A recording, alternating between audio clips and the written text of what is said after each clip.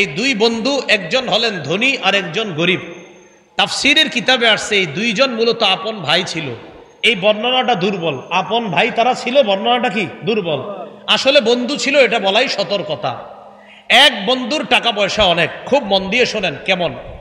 এক বন্ধুর দুইটা আঙ্গুরের বাগান আছে, এটা লাগবে না, বন্ধ করে দেন, আওয়াজ হইতেছে। দুই পাশে এই দেখেন, এক বন্ধুর দুই পাশে দুইটা আঙ্গুরের বাগান। এটা কিন্তু গল্প না, এটা কোরআনে আল্লাহ বলবে, আগে মন দিয়ে বুঝেন, না হয় কোরআন বুঝবেন না। এক বন্ধু যিনি ধনী বন্ধু, তার এই দুই পাশে দুইটা আঙ্গুরের বাগান। তাহলে দেখেন তো আপনারা, দুইটা আঙ্গুরের বাগান, এই আঙ্গুরের বাগান দুইটার চারপাশে খেজুর গাছ, এটাও বলবে আল্লাহ কোরআনে। তাহলে দুইটা আঙ্গুরের বাগান আর চারপাশে কি গাছ? খেজুর গাছ।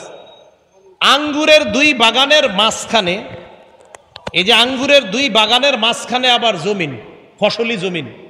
তাহলে এবার আপনারা বলেন, দুই পাশে কি? আঙ্গুরের বাগান। এই আঙ্গুরের বাগানের চারপাশে কি গাছ? আর আঙ্গুর বাগান যে দুইটা, এই দুইটার মাঝখানে কি আছে? ফসলি জমিন আছে। এই ফসলি জমিনগুলাতে পানি দেওয়ার জন্য, খেজুর গাছে পানি দেওয়ার জন্য ওই বাগানের আশেপাশে আবার ছোট্ট ছোট্ট সুন্দর নহর আছে, যেন এখান থেকে পানি তুলে তুলে দেওয়া যায়। ওই ব্যক্তির এই জমিনের মধ্য থেকে, খেজুর গাছ থেকে আর এই দুইটা ফলের বাগান থেকে প্রচুর পরিমাণে ফল পায়, ফসল পায়, খেজুর পায়, তার নেয়ামতের কোনো শেষ নাই। এটার মধ্যে বসার জন্য তার সুন্দর সিংহাসনও আসে, যেন সে তার বাগানে আইসা বসতে পারে। এতটুকু বুঝে থাকলে আপনারা বলেন, এক ধনী বন্ধু, তার দুই পাশে দুইটা বড় বড় কিসের বাগান? আঙ্গুরের বাগানের চারপাশে কি গাছ? দুই আঙ্গুরের বাগানের মাঝখানে কি জমিন? ফসলি জমিন। আবার আশেপাশে পানি দেওয়ার জন্য খালের মতো, যে যেরকম দুনিয়াতে দেখি আমরা ছোট ছোট নহর আছে। এতটুকু বুঝছেন নি সবাই? আচ্ছা, এখন এই ব্যক্তির একটা গরিব বন্ধু আছে। ওই গরিব বন্ধু যখন তার কাছে দেখা করতে আসছে, তখন এই ধনী বন্ধু কয়, কিরে বেটা, তুই কি করলি জীবনে? কয়, কেন, কি হয়েছে?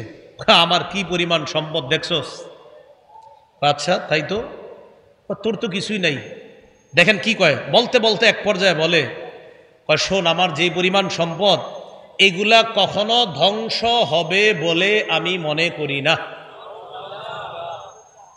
আপনারা কোন তো, এই যে আমি আপনি বসে রয়েছি, আমরা চিরদিন বেঁচে থাকবো? আমাদের বাড়ি গাড়ি সম্পদ চিরদিন বেঁচে থাকবে? শেষ হয়ে যাবো আমরা, ঠিক না? আচ্ছা, এলো এক নাম্বার কথা। কোন বন্ধুর কথা আমার সম্পদ শেষ হবে না? ধনী বন্ধু। দুই নাম্বার, ধনী বন্ধু কয়, দোস্ত, তোরা খালি কেয়ামত কেয়ামত বলস, কেয়ামত কোনোদিন হবে বলে আমি বিশ্বাস করি না। এগুলো দুই নাম্বার, ধনী বন্ধুর কথা। তিন নাম্বার কয়, দোস্ত, কেয়ামত যদি কোনোদিন হয়েও যায় তোর কথা অনুযায়ী, আমি তো বিশ্বাস করি না, কিন্তু তোর কথা অনুযায়ী যদি হয়, তারপরে কি হবে? তারপরে রবের কাছে যেতে হবে। আবার রবও বিশ্বাস করে না, তোর কথা অনুযায়ী যদি কেয়ামত হয় আর রবের কাছেও যদি যাই, তাহলে এইখানে আমার যে দুইটা আঙ্গুরের বাগান না, এর চাইতে আরো বড় বাগান সে দিবে আমাকে, আর আমি দুইটা গেলে বিশ্বাস করি না। যদি যাইও, আমার যে স্টেটাস এই অনুযায়ী আরো বড় কিছু দিবে আমারে। এটা হলো ধনী বন্ধুর বক্তব্য। তাহলে কয়টা খারাপ কথা বলছে? তিনটা। আমার এই বাগান ধ্বংস হবে বলে আমি বিশ্বাস করি না, কেয়ামত কখনো হবে বলে আমি বিশ্বাস করি না, রব বলতে কিছু নাই, থাকলেও আমি যদি তার কাছে যাই, আমার যে মর্যাদা, এই মর্যাদা দেখাই রব আরো বেশি দিতে বাধ্য হবে আমারে। এটা হলো ধনী বন্ধুর বক্তব্য। এটা কোনো গল্প নয়, কোরআনে ঠিক এগুলোই বলছে আল্লাহ। দেখেন কি বলে আল্লাহ, ওয়াদরিব লাহুম মাসালার রাজুলাইনি জাআলনা লিআহাদিহিমা জান্নাতাইনি মিন আ'নাব ওয়া হাফাফনাহুমা বিনাখলিন ওয়া জাআলনা বাইনাহুমা যারআ। নবী, আপনি তাদের সামনে বর্ণনা করেন ওই দুই ব্যক্তির দৃষ্টান্ত। জাআলনা লিআহাদিহিমা জান্নাতাইনি মিন আ'নাব, যেই দুইজনের একজনকে আমি আল্লাহ দুটি আঙ্গুরের বাগান দিলাম। জাআলনা লিআহাদিহিমা, আমি আল্লাহ তাদের দুইজনের একজনকে, মিন আ'নাব, আমি তাদের দুইজনের একজনকে, জান্নাতাইন, জান্নাতাইনি মানে দুইটা বাগান, মিন আ'নাব, আ'নাব মানে আঙ্গুর, আমি আল্লাহ তাদের দুইজনের একজনকে দুটি আঙ্গুরের বাগান দিলাম। এখন আপনারা বলেন, আঙ্গুরের বাগানের চারপাশে জানি কি? হ্যাঁ, বলতে হবে কিন্তু, জানি কি? আল্লাহ বলেন, ওয়া হাফাফনাহুমা বিনাখলিন, আমি এই দুই বাগানের চারপাশটা খেজুর গাছ দ্বারা ঘেরাও করলাম। সুবহানাল্লাহ। তাহলে বাগান দুইটাকে খেজুর গাছ দ্বারা বেষ্টন করে ঘেরাও করলাম, তো দেখতে খুব সুন্দর দেখা যায়, চারপাশে খেজুর গাছ, মাঝখানে দুইটা বাগান। এরপরে আপনারা বলেন দুই বাগানের মাঝে জানি কি? ওয়াজআলনা বাইনাহুমা যারআ, দুই বাগানের মাঝখানে আমি আল্লাহ আবার ক্ষেত খামার করে দিলাম। সুবহানাল্লাহ। এবার দেখেন কি কয়, কিলতাল জান্নাতাইনি আতাত উকুলাহা, দুই বাগান প্রচুর পরিমাণ ফল দেয়, ফসল দেয়। ওয়ালাম তাজলিম মিনহু শাইআ, সামান্য কম করে না, দুই বাগান যথেষ্ট ফল ফসল দেয়। ওয়াফাজ্জারনা খিলালাহুমা নাহারা, দুই বাগানের মাঝে মাঝে আমি আবার নহর করে দিয়েছি, সুন্দর সুন্দর নহর। তো এই অবস্থায় আল্লাহ ওই ধনী বন্ধুর বাগানের কথা পেশ করলেন, করার পর আল্লাহ পাক রব্বুল আলামিন বলেন, কিলতাল জান্নাতাইনি আতাত উকুলাহা ওয়ালাম তাজলিম মিনহু শাইআ ওয়াফাজ্জারনা খিলালাহুমা নাহারা ওয়া কানা লাহু সামারুন ফাকালা লিসাহিবিহি ওয়া হুয়া ইউহাবিরু ওয়া কানা লাহু সামার, ধনী বন্ধুর প্রচুর ফসল হয়, সম্পদ হয়। ফাকালা লিসাহিবিহি ওয়া হুয়া ইউহাবিরু, ধনী বন্ধু গরিব বন্ধুকে কথার ছলে বলে, আনা আকসারু মিনকা মালা ওয়া আ'আজ্জু নাফারা, আমি তোমার চাইতে আকসারু মিনকা মালা, সম্পদ আমার বেশি, ওয়া আ'আজ্জু নাফারা, জনবল আমার বেশি। আমি তোমার চাইতে সম্পদেও বেশি, ওয়া আ'আজ্জু নাফারা, আমি তোমার চাইতে জনবলেও অধিক শক্তিশালী। বলেন নাউজুবিল্লাহ। দুনিয়াতেও দেখবেন যাদের টাকা আছে তাদের পিছনে লোক সংখ্যা কম না বেশি? বেশি। তো ধনী বন্ধু কয়, তোমার চাইতে আমার টাকাও বেশি, আবার তোমার চাইতে আমার জনগণের শক্তিও বেশি। এই কথা বইলা এবার ধনী বন্ধু গরিব বন্ধুরে নিয়ে বাগানে প্রবেশ করছে। ওয়া দাখালা জান্নাতাহু ওয়া হুয়া যালিমুল লিনাফসি, ধনী বন্ধু তার বাগানে প্রবেশ করলো, এমন অবস্থায় নিজের উপর জুলুম করছে, এর মানে সে অবিশ্বাস করে, সে ঈমান রাখে না, আর কুফরি করে। এই অবস্থায় বাগানে প্রবেশ করছে, করার পর কি কয় দেখেন, ক্বালা মা আযুন্নু আন তাবিদা হাযিহি আবাদা, ধনী বন্ধু কয় আমি বিশ্বাস করি না কখনো আমার এই বাগান ধ্বংস হবে। কি গল্পটা আগে বলছিলাম নি, এই যে কোরআনে আসছে, ক্বালা মা আযুন্নু আন তাবিদা হাযিহি আবাদা, ধনী বন্ধু বলে এই বাগান কখনো ধ্বংস হবে বলে আমি বিশ্বাস করি না। দুই নাম্বার, ওয়া মা আযুন্নু সাআতা কাইমা, আমি কখনো মনে করি না যে কিয়ামত হবে। বলেন নাউজুবিল্লাহ। আপনারা বলেন তো, আমাদের ইমানদারদের বিশ্বাস কিয়ামত কখনো হবে না নিশ্চিত হবে? হ্যাঁ, কবে হবে জানে কে? আল্লাহ, কিন্তু হবে। এরপরে তিন নাম্বার কথাটা জানি কি ছিল, যদি রবের কাছে যাই, রব তো বিশ্বাস করে না, ওয়ালা ইররুদিতু ইলা রাব্বি লাআজিদান্না খায়রাম মিনহা মুনকালাবা, আমাকে যদি আমার রবের কাছে ফিরিয়ে দেওয়া হয়, লাআজিদান্না খায়রাম মিনহা মুনকালাবা, তাহলে ওই রবের কাছে এর চাইতে আরো বেশি আমি পাবো, আরো উত্তম পাবো। বলেন নাউজুবিল্লাহ। এই কথা ধনী বন্ধুর বক্তব্য। এবার গরিব বন্ধু কি বলে দেখেন, ক্বালা লাহু সাহিবুহু ওয়া হুয়া ইউহাবিরুহু আলা ওয়া হুয়া ইউহাবিরুহু আকাফারতা বিল্লাযী খালাকাকা মিন তুরাবিন সুম্মা মিন নুতফাতিন সুম্মা সাওয়াকা রাজুলা, গরিব বন্ধু ধনী বন্ধুকে কথার ছলে বলে, আকাফারতা বিল্লাযী খালাকাকা মিন তুরাব, ওই আল্লাহকে অস্বীকার করলা যে আল্লাহ তোমাকে মাটি থেকে বানাইলেন, সুম্মা মিন নুতফা, নাপাক পানি থেকে বানাইলেন, সুম্মা সাওয়াকা রাজুলা, তোমাকে একটা একদম সঠিক মানুষ হিসাবে পরিণত করলেন, এই আল্লাহকে তুমি অস্বীকার করলা। গরিব বন্ধু এবার বলে, লাকিন্নাহু আল্লাহু রাব্বি, আমার বিশ্বাস হলো আমার রব হলেন আল্লাহ। বলেন, ইমানদারদের রব আল্লাহ, আমাদের বিশ্বাস আমাদের রব আল্লাহ। তো এবার ধনী বন্ধুকে গরিব বন্ধু কয়, আকাফারতা বিল্লাযী খালাকাকা মিন তুরাবিন সুম্মা মিন নুতফাতিন সুম্মা সাওয়াকা রাজুলা, ওই আল্লাহরে অস্বীকার করো যিনি তোমারে মাটি দিয়ে বানাইলেন, যিনি তোমারে নাপাক পানি থেকে বানাইলেন, যিনি তোমাকে একটা সুস্থ সবল মানুষ বানাইলেন, তুমি আল্লাহরে অস্বীকার করলা। আমার বক্তব্য তুমি শুনে নাও, লাকিন্নাহু আল্লাহু রাব্বি, তিনি হলেন আল্লাহ, তিনি আমার রব। এরপরে কি, ওয়ালা উশরিকু বিরাব্বি আহাদা, আমি আমার রবের সাথে কাউকে অংশীদার সাব্যস্ত করি না, আমি আমার রবের সাথে কাউকে শরিক করি না, আমার রবের সাথে আমি শিরিক করি না। বলেন আমার সাথে সবাই, বলেন বুঝে শুনে প্রকাশ্যে অপ্রকাশ্যে, আড়ালে আবডালে, জলে স্থলে, ভুলেও শিরিক করার কল্পনাও যেন না আসে। করা তো দূরে, কল্পনাটাও যেন না আসে। শিরিক করেন না। শিরিক ছাড়া কবরে যান, ঈমান নিয়ে যান। হইতে পারে বিভিন্ন অপরাধের কারণে সাজা ভোগ করবেন, কিন্তু খালি ঈমানটা একটু নিয়ে যান, ইনশাল্লাহ একদিন জান্নাত পাবেন।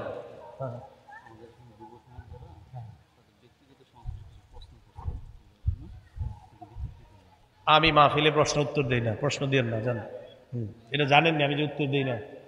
আসেনি কোনো ভিডিওতে এই কথাটা। আচ্ছা আচ্ছা, হ্যাঁ ঠিক আছে ঠিক আছে, হ্যাঁ আপনারা রাগ হয় না, এটা অন্য বিষয়। হ্যাঁ মানে দেই না বলতে আমি আসলে অতটুকু যোগ্যতা হয় না এখনো ডাইরেক্ট মাহফিলে প্রশ্ন উত্তর দেওয়ার। ফতুয়া বিভাগ বা বিভিন্ন জায়গায় দিলে ভালো হয়। যেই জায়গার যেই কাজ করবেন, ফতুয়া বিভাগগুলা চাঙ্গা হবে, মাসালা সেখানে গিয়ে জিজ্ঞাসা করলে। একটা হাদিস শোনামুনি, ইবনে মাজা 223 নম্বর হাদিস, কায়েস ইবনে কাসিরের বর্ণনা। তিনি বলেন, কুনতু জালিসান ইনদা আবি দারদা ফি মসজিদে দিমাশক, আমি দামেস্কের মসজিদে বসা আবু দারদা রাদিয়াল্লাহু তাআলা আনহুর কাছে। আতাহু রাজুলুম মিনাল মাদিনা, আবু দারদার সাথে আমি মসজিদে বসা, দামেস্কের মসজিদে। মদিনা থেকে এক ব্যক্তি আসছে, রসুলের সাহাবী আবু দারদার সাথে দেখা করতে। কোত্থেকে? তাহলে বলেন তো, মদিনা থেকে দামেস্ক, বলেন মদিনা থেকে। আজকে গুগলে সার্চ দিবেন যে মদিনা থেকে দামেস্কের দূরত্ব কতটুকু, দেখবেন লেখা আছে প্রায় 1267 কিলোমিটার বর্তমান হিসাব অনুযায়ী। কত কিলোমিটার? এর চেয়ে আরো বেশি বর্তমান হিসাবে। তা এক ব্যক্তি আসছে মদিনা থেকে আবু দারদার কাছে। আসার পরে আবু দারদা রাদিয়াল্লাহু তাআলা আনহু বলে, কোত্থেকে আসছো? কয় মদিনা থেকে আসছে। কয় মদিনা থেকে তুমি দামেস্কে আসছো কেন? কয় আপনার কাছে আসছি শুধু একটা বিষয় জানতে। এটা কি বিষয়? কয় লিহাদিসিন বালাগানি তুহাদ্দিসুহু আর রাসূলিল্লাহি সাল্লাল্লাহু আলাইহি সাল্লাম, আমি শুনলাম একটা হাদিস আমার জানা আছে, তবে এই হাদিসটা নাকি আপনি নবীর থেকে বর্ণনা করেছেন, শুধু এটা যাচাই করতে আসতেছি যে আসলে হাদিসটা আপনি কইছেন কিনা আর এটা নবীর হাদিস কিনা, শুধু এতটুকু যাচাই করতে আমি মদিনা থেকে এই দামেস্কে আপনার কাছে আসছি। বর্তমান হিসাব অনুযায়ী কয় কিলোমিটার? 12 না 1200, 12 কিলোমিটার না 1200। হ্যাঁ, এখান থেকে বাসে উইটা ঢাকা যাবেন, এটা ফতুয়া বিভাগে গিয়ে ফতুয়াটা জমা দিবেন, অথবা পাশে মুরাদনগর মাদ্রাসায় যাবেন, মুফতি আমজাদ সাহেবের কাছে, মুজাফফরুল মাদ্রাসায় হজরতের কাছে গিয়ে লিখিত ফতুয়া চাইবেন, দিয়ে দিবে কোনো বিষয় জানার থাকলে। ঠিক আছে না? হ্যাঁ, জানার বিষয়গুলো এইভাবে জানবো আমরা। আল্লাহ বুঝার তৌফিক দান করে। ও হাদিসটা শেষ করি। কি হাদিস জানতে? কয় কোন হাদিসটা? কয় তুমি কি কোনো ব্যবসা করার জন্য দামেস্কে আসো নাই? কয় না। কয় ওয়ালা যা আবিকা গায়রুহু, এই একটা হাদিস জানতেই তুমি আসছো? কয় হ্যাঁ। আসলে অন্য কোনো কারণে আসো নাই? বিশ্বাস করেন অন্য কোনো কারণে আসিনি। কয় কোন হাদিসটা? ওই যে একটা হাদিস রাসূল বলছে, মান সালাকা তরিকান ইয়ালতামিসু ফীহি ইলমা সাখালাল্লাহু বিহি তরিকান ইলাল জান্নাহ। নবীজি বলছেন, কেউ যদি রাস্তা অবলম্বন করে ইলম শিখার জন্য, আল্লাহ তার জান্নাতে যাওয়ার রাস্তা সহজ করে দেন। তো এই হাদিসটা নবী বলছে, আর হাদিসটা নাকি আপনি বর্ণনা করেছেন, শুধু এটা যাচাই করতে আসছি। তো আবু দারদা বললেন, হ্যাঁ এই হাদিসটা আমি নবীর থেকে শুনেছি, আমি বর্ণনা করছি। ও এটাই সেই হাদিস, ওই যে আছে না, ইন্নাল উলামা ওয়ারাসাতুল আম্বিয়া, আলেমগণ হলেন নবীদের ওয়ারিস। এটা সেই হাদিস, যে হাদিস আবু দারদা বর্ণনা করেছে। সুবহানাল্লাহ। কি বুঝাইতে চাইলাম? কিছু বিষয় যেগুলো জানার আর কি, এগুলো আমরা আসলে বিভিন্ন প্রতিষ্ঠান কেন্দ্রিক জানলে বিষয়গুলো সহজ হয়। তখন আর দেখবেন আলেমে আলেমে ইউটিউবে আর মারামারি হবে না ইনশাআল্লাহ। আল্লাহ বুঝার তৌফিক দান করেন। কোন জায়গায় ছিলাম? গরিব বন্ধু কয় আমার রবকে, আমার মনে আছে কইছিলাম, বলেন গরিব বন্ধু কয় কি? আমার রবকে আল্লাহ। আমি রবের সাথে কাউকে শরীক করি না। এবার আমার আপনার জন্য একটা শিক্ষা পরের আয়াতে, ওয়ালাউলা ইদ দাখালতা জান্নাতাকা কুলতা মা শা আল্লাহু লা কুওয়াতা ইল্লা বিল্লাহ। গরিব বন্ধু ধনী বন্ধুকে কয়, তুমি যখন বাগানে প্রবেশ করলা কেন বললা না মা শা আল্লাহ? বলেন তো, বাগানের ফসল সুন্দর, ফল সুন্দর, বাগানে প্রবেশ করলাম, করার পর দেখলাম আমার বাগানের আমগুলা বড় সুন্দর, কি বলবো? ক্ষেতের মধ্যে প্রবেশ করলাম, ধানগুলা বড় চমৎকার, দেখা কি বলবো? অনেকের চোখের আবার নজর খারাপ, এই ফসলের উপর নজর লাগায়, ফসল শেষ। এই যে মাশাআল্লাহ বলা, বলেন কি বলা? একজনের একটা সুন্দর ফুটফুটে বাচ্চা, সুন্দর ছোট্ট সন্তান হয়েছে, দেখার পর কি বলবো? মাশাআল্লাহ। তো গরিব বন্ধু কয়, তুমি বাগানে ঢুইকা মাশাআল্লাহ বলতে পারলা না? লা কুওয়াতা ইল্লা বিল্লাহ। আল্লাহর শক্তি ছাড়া কোনো শক্তি নাই। আমার এই ফসল দেওয়ার শক্তি আল্লাহর, আমার এই বাগানে আম দেওয়ার শক্তি আল্লাহর, আমার বাগানে লিচু দেওয়ার শক্তি আল্লাহর। তুমি যখন তোমার বাগানে ঢুকবা এটা তুমি বলতে পারলা না, তো এটা গরিব বন্ধু ধনীকে শিখাচ্ছে, বাকি আমরা শিখে নিলাম। আমাদের যে কোনো নেয়ামত দেখলে আমরা বলবো, সবাই বলেন কি বলবো? আর যদি আরেকটু বাড়ায় এখন সমস্যা হবে না, লা কুওয়াতা ইল্লা বিল্লাহ বললে হবে, সমস্যা নেই। কোরআনে আয়াত তো যে মাশা আল্লাহ লা কুওয়াতা ইল্লা বিল্লাহ, আল্লাহ যা চান তাই হয়, লা কুওয়াতা ইল্লা বিল্লাহ, আল্লাহর শক্তি ছাড়া কিছুই হয় না, ঠিক তো? এবার গরিব বন্ধু ধনী বন্ধুরে কয়, ইন তারানি আনা আকাল্লা মিনকা মালাহু ওয়া ওয়ালাদা, তুমি যদিও দেখতেছো আমার সম্পদ কম, সন্তান কম, আমার জনবল কম, ধনবল কম, যদিও তুমি বাহ্যিকভাবে এটা দেখতেছো, তবে মনে রাখো আসা ফাসা রব্বি আইয়ুতিয়ানি খায়রাম মিন জান্নাতিকা, আমার আশা আমার রব আমাকে তোমার এই বাগানের চাইতে আরো উত্তম বাগান দান করবেন। গরিব বন্ধু কয়, তোমার চোখে আমার সম্পদ কম, আমার জনবল কম, তবে আমার আশা আসা রব্বি আইয়ুতিয়ানি খায়রাম মিন জান্নাতিক, তোমার এই বাগানের চাইতে উত্তম বাগান আল্লাহ আমাকে দান করবেন। আর আও ইউরসিল আলাইহা হুসবানাম মিনাস সামাই ফাতুসবিহা সাঈদান জালাকা, অথবা ওই বাগানের উপর রাতের বেলা আসমান থেকে কোনো গজব আসবে, আসার পর ফাতুসবিহা সাঈদান জালাকা, তোমার বাগানটা কেমন হবে জানো? সাঈদা, ভূমি হয়ে যাবে, জালাকা, তরুহীন ভূমি, উদ্ভিদ টুদ্ভিদ, এই যে ফসল আজকে দেখতেছো, এমন হতে পারে সকালবেলা একটা ফসলও তুমি পাইবা না। আও ইউসবিহা মাউহা গাওরা, অথবা তোমার ওই বাগানের মধ্যে থাকা যে পানিগুলা, এই পানি শুকায়া যাবে, এমনও হয়ে যেতে পারে। ফালান তাসতাতিআ লাহু তালাবা, পানি আর তালাশ করেও তুমি খুঁজে পাইবা না, এই পানি তালাশ করার জন্য আর কিছু পাইবা না। মুফতি তাকি উসমানী হাফিজাহুল্লাহ, আল্লাহ তার হায়াতে বরকত দান করেন, হযরত এই আয়াতের অনুবাদ করেছেন, অথবা তোমার জমিনের ওই পানি ভূগর্ভে বিলীন হয়ে যাবে, যে পানিটা আছে এটা জমিনের নিচে চলে যাবে, তুমি পাবা না। আর আমাদের বাংলাদেশের মহিউদ্দিন খান সাহেব অনুবাদ করছেন, অথবা তার জমিনের পানি শুকিয়ে যাবে। তাকি সাহেবের অনুবাদটাও চমৎকার, হযরত অনুবাদ করছেন উর্দু, আর কি এটার বাংলাটা এমন যে অথবা তোমার জমিনের পানিটা ভূগর্ভে বিলীন হয়ে যাবে, তোমার পানি আল্লাহ চাইলে এই পানি আরো নিচে নিয়ে তোমার জমিনের পানি আল্লাহ শুকাইয়া দিবে, এটা আল্লাহ পারেন। তখন কি হবে? তোমার জমিন ধ্বংস হয়ে যাবে। ধ্বংস হওয়ার পর কি হবে? বিপদে পড়ে যাবা। এরপরে কি হয় দেখেন, ওয়া উহিতা বিসামারি, তার ফসল সব ধ্বংস হয়ে গেল, বলেন নাউজুবিল্লাহ। এবার আগের কথা আসেন, সে কি বলছিল? 1 নাম্বার, আমার এই ফসল কখনো ধ্বংস। 2 নাম্বার, আমি মনে করি না কখনো কিয়ামত হবে, এটা আমি মনে করি না। 3 নাম্বার, রবের কাছে গেলেও বেশি পাবো। তো প্রথমটাই তো শেষ, এর না বলে জমিন ধ্বংস হবে না। এখন সকালবেলা কি করতেছে? আমার দিকে তাকান, ফাসবাহা ইউকাল্লিবু কাফাইহি আলা মা আনফাকা ফিহা, হাত কসলাইতেছে এভাবে এভাবে সকালবেলা। ফাসবাহা ইউকাল্লিবু কাফাইহি আলা মা আনফাকা ফিহা, জমিনের উপর যত টাকা খরচ করছে এই টাকার উপর আফসোস করে এইভাবে হাত কসলাইতেছে। কারণ আপনি না 1-2 লাখ টাকা খরচ করে ফেলছেন, 5-10 লাখ টাকা এখন খরচ করছে, এখন ফসলগুলা পাবে, তখন আফসোস করতেছে, হায় হায় কত কিছু দিলাম এই জমিনের মধ্যে, এখন দিয়ে কিছুই নাই। তো আল্লাহ বলে ফাসবাহা ইউকাল্লিবু কাফাইহি আলা মা আনফাকা ফিহা, হাত কসলাইতেছে সকালবেলা, কসলাইতে কসলাইতে কি বলে দেখেন, ইয়া লাইতানি লাম উশরিক বিরাব্বি আহাদা ওয়াহিয়া খাবিয়াতুন আলা উরুশিহা ওয়া ইয়াকুলু ইয়া লাইতানি লাম উশরিক বিরাব্বি আহাদা। হাত কসলাইতে কসলাইতে বলে, আল্লাহ আমার সব শেষ। তাকায় দেখে জমিন নাই, তাকায় দেখে খেজুর গাছ নাই, তাকায় দেখে পানি নাই, তাকায় দেখে জমিন নাই, এমনকি যেই জায়গায় বসতো তাকায় দেখে ওই জায়গাটাও নাই। হাত কসলায় কসলায় কয়, ইয়া লাইতানি লাম উশরিক বিরাব্বি আহাদা, হায় রবের সাথে যদি শিরিক না করতাম, রবরে যদি বিশ্বাস করতাম, কিয়ামত যদি বিশ্বাস করতাম, তাহলে তো আমার এই অবস্থা হতো না। আমি আপনাদের সামনে সূরা কাহফের 28 নম্বর আয়াতে কারিমা থেকে কয়েকটি আয়াত তেলাওয়াত করলাম। সূরা কাহফের 28 নম্বর আয়াতে আল্লাহ পাক রব্বুল আলামিন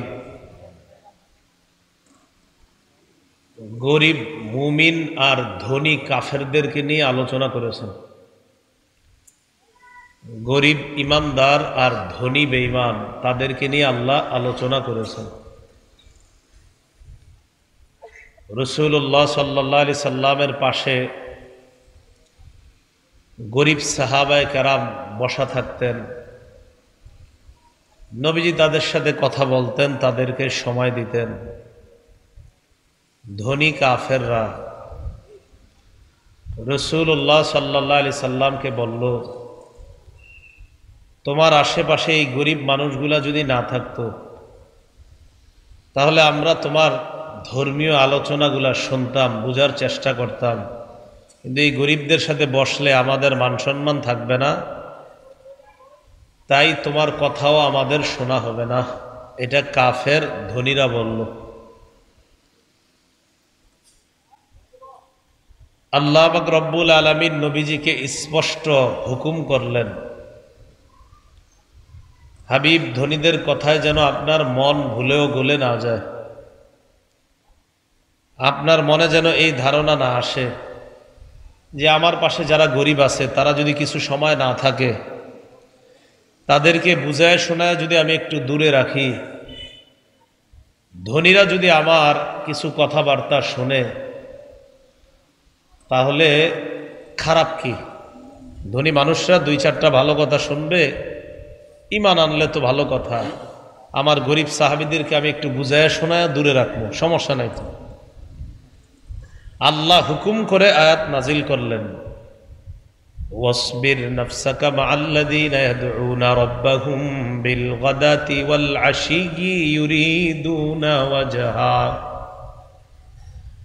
যারা আমার সন্তুষ্টি কামনা করে সকাল সন্ধ্যায় তাদের রবকে ডাকে, যারা তাদের রবকে ডাকে এই আশায় যেন তাদের রবের সন্তুষ্টি তারা অর্জন করতে পারে, হাবিব আমি আপনাকে হুকুম করতেছি আপনি ধৈর্যের সাথে ওই সমস্ত মানুষগুলার সাথে নিজেকে সব সময় রাখবেন, তাদের সাথে রাখবেন, ওই কাফেরদের কথায় আপনি গলে যাবেন না। গরিবদের সাথে আপনি নিজেদেরকে রাখবেন। সূরা আনআমে আল্লাহ বলেন, ওয়ালা তাতরুদিল্লাযীনা ইয়াদউনা রাব্বাহুম বিল গাদাতি ওয়াল আশিয়্যি ইউরিদুনা ওয়াজহা। যারা সকাল সন্ধ্যায় তাদের রবকে ডাকে, তাদের রবের সন্তুষ্টির আশায়, আপনি তাদেরকে তাড়িয়ে দিবেন না আপনার পাশ থেকে ধনী কাফেরদের কথায়। ধনী কাফেররা আপনারে বলে তাদের মর্যাদা নষ্ট হবে গরিবদের সাথে বসলে, আমি আল্লাহ হুকুম করতেছি আপনি গরিবদের সাথেই থাকবেন, ওই ধনী কাফেরদের কথা শুনবেন না।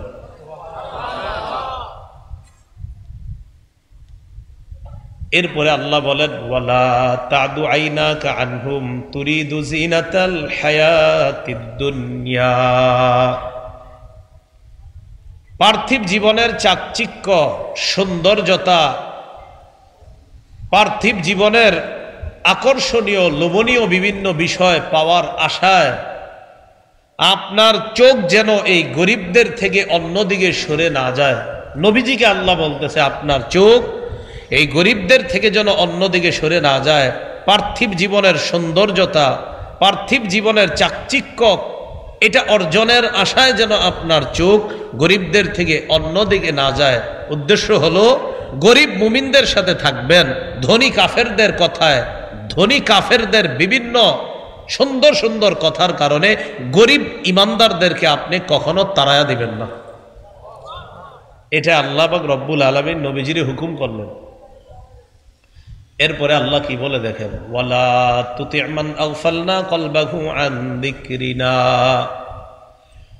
ওয়াত্তাবা হাওয়াহু ওয়া কানা আমরুহু ফুরুতা।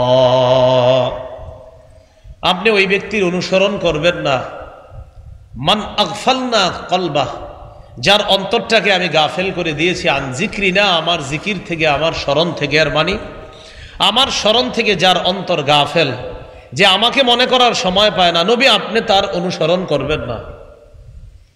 ওয়াত্তাবা হাওয়া, যে কুপ্রবৃত্তির অনুসরণ করে, যে নফসের কথা শোনে। ওয়া কানা আমরুহু ফুরুতা, যার কার্যকলাপ সীমা ছাড়িয়ে গিয়েছে, যার কার্যকলাপ অবাধ্যতার পর্যায়ে পৌঁছে গিয়েছে, নবী আপনি তার অনুসরণ করবেন না। এরপরে আল্লাহ পাক রব্বুল আলামিন বলেন, ওয়াকুলিল হাক্কু মির রাব্বিকুম ফামান শাআ ফালইউমিন ওয়া মান শাআ ফালইয়াকফুর। হাবিব আপনি বলেন আল হাক্কু মির রাব্বিকুম, তোমাদের রবের পক্ষ থেকে সত্য এসে গিয়েছে। ধনী কাফের যারা আছে এদেরকেও বলে দিবেন তোমাদের রবের পক্ষ থেকে সত্য এসে গিয়েছে। এখানে সত্য দ্বারা উদ্দেশ্য ঈমানের বিষয়টা তোমাদের রবের পক্ষ থেকে এসে গিয়েছে। ফামান শাআ ফালইউমিন, কেউ যদি চায় ঈমান আনবে, ওয়ামান শাআ ফালইয়াকফুর, কেউ যদি চায় ঈমান না আনুক, এটা তার ইচ্ছা। ঈমান যে সত্য এই ধনী কাফেররাও এখন বুঝে যে ঈমান সত্য, এটা এরাও বুঝে। আপনি বলেন ঈমান তোমাদের রবের পক্ষ থেকে এসেছে, এটাই সত্য, এটা গ্রহণ করলে জান্নাত, এটা গ্রহণ না করলে জাহান্নাম। এটা কাফেররাও এখন জানে যে ঈমানই মূলত সত্য। এরা চাইলে ঈমান আনুক, চাইলে ঈমান না আনুক, কোনো সমস্যা নাই। আপনি শুধু বলেন যে সত্য এসে গিয়েছে, মানলে মানো, না মানলে নাই। এটা আল্লাহ জানায় দিলেন যে কাফেরদের কথায় আপনি এরকম আকৃষ্ট হয়ে পড়েন না যে এদেরকে একটু কথা স্পেশাল ভাবে কই, না, দরকার নাই। এরা জানে আপনি যা করছেন, আপনার গরিব ইমানদার সাহাবীরা যেটা করছে এটা সত্য, এরা জানে। আবার প্রেস্টিজের কি দরকার? এটা আল্লাহ বলে দিলেন। এখান থেকে কি শিখলাম? হক গ্রহণ করার ক্ষেত্রে প্রেস্টিজের দরকার নাই, যে আমারে উনি আলাদাভাবে বলতে হবে, দরকার নাই। সুদ হারাম এই এলাকার বালেক কে না জানে এই কথাটা? বলেন, সুদ যে হারাম, হ্যাঁ, সবাই জানে সুদ হারাম, এটা সবাই জানে। সুদ হারাম এটা সবাই জানে। তো আল্লাহ পাক রব্বুল আলামিন বললেন কাফের ধনী যারা আছে এদের কথায় আপনি আলাদা আকৃষ্ট হওয়া দরকার নাই। সত্য এখন স্পষ্ট, মন চাইলে ঈমান আনুক, সত্যকে গ্রহণ করুক, মন না চাইলে সত্যকে গ্রহণ না করুক। তবে ঈমান এটাই সঠিক, ঈমান গ্রহণ করা এটা জান্নাতের রাস্তা, ঈমান গ্রহণ না করা জাহান্নামের রাস্তা। হাবিব এটা এখন কাফেররাও জানে। আপনি শুধু শুধু গরিবদেরকে তাড়িয়ে দিবেন না, এটা হলো আল্লাহর উদ্দেশ্য। এবার আল্লাহ ফাইনাল একটা রেজাল্ট জানায়া দিলেন। যারা সত্য, ঈমান যে সত্য এটা জানার পরেও যারা এই সত্যকে গ্রহণ না করবে, বলেন তো ঈমান এটা কি সত্য কিনা? বলেন জান্নাতে যাওয়ার শর্ত ঈমান, এই ঈমানটা কি? বলেন হক, সবাই বলেন হক। হ্যাঁ, এখন আল্লাহ একটা রেজাল্ট জানায়া দিচ্ছেন যে এই সত্যকে যারা গ্রহণ না করবে তারা হলো জালেম। বলেন কি? কেউ যদি এটা জানে যে ঈমান সত্য, এটা জানার পরেও যদি গ্রহণ না করে তারা কি? বলেন তো জালেম। তো তাদের ব্যাপারে আল্লাহ একটা ফয়সালা দিয়ে দিলেন, ইন্না আ'তাদনা লিজ-যালিমিনা নারান আহাতা বিহিম সুরাদিকুহা, আমি জালেমদের জন্য প্রস্তুত করে রেখেছি আগুন। নাউজুবিল্লাহ। আহাতা বিহিম সুরাদিকুহা, কেমন আগুন? যেই আগুনের দেয়াল তাদেরকে চারদিক থেকে বেষ্টন করে রাখবে। নাউজুবিল্লাহ। এক তো জালেমরা আগুনে থাকবে, এখন আগুনের চারপাশে কি আছে? আল্লাহ কয় আগুনের চারপাশেও আগুনের দেয়াল, এই আগুনের দেয়ালের ভিতরে আগুনে জ্বলতে থাকবে। আগুনের দেয়ালের ভিতরে আগুনে জ্বলতে থাকবে। বিষয়টা কত ভয়ঙ্কর! আল্লাহ আমাদেরকে হেফাজত করেন। এখন আগুনের মধ্যে এই জালেমরা পুড়ে যাওয়ার পর কি করবে? আগুনে পুড়তে পুড়তে পানির পিপাসা লাগবে কিনা? আল্লাহ বলেন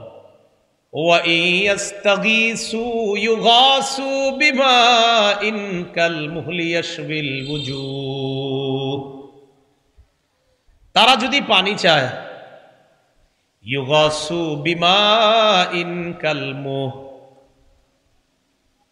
তেলের নিচে যেই কালো তেলটা আছে, তেলের নিচে যেই কালো তেল, আল্লাহ বলেন ওই কালো তেলের মতো ছাই কালারের পানি তাদেরকে দেওয়া হবে।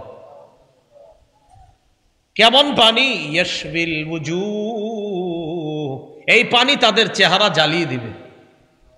খালি মুখের কাছে নিবে পানি পান করার জন্য, চেহারা জ্বালিয়ে দেবে। ইয়াশফি মানে জ্বালিয়ে দেওয়া, আল ওয়ুজুহ তাদের চেহারাটা একদম জ্বালিয়ে দিবে, ছাই করে দিবে।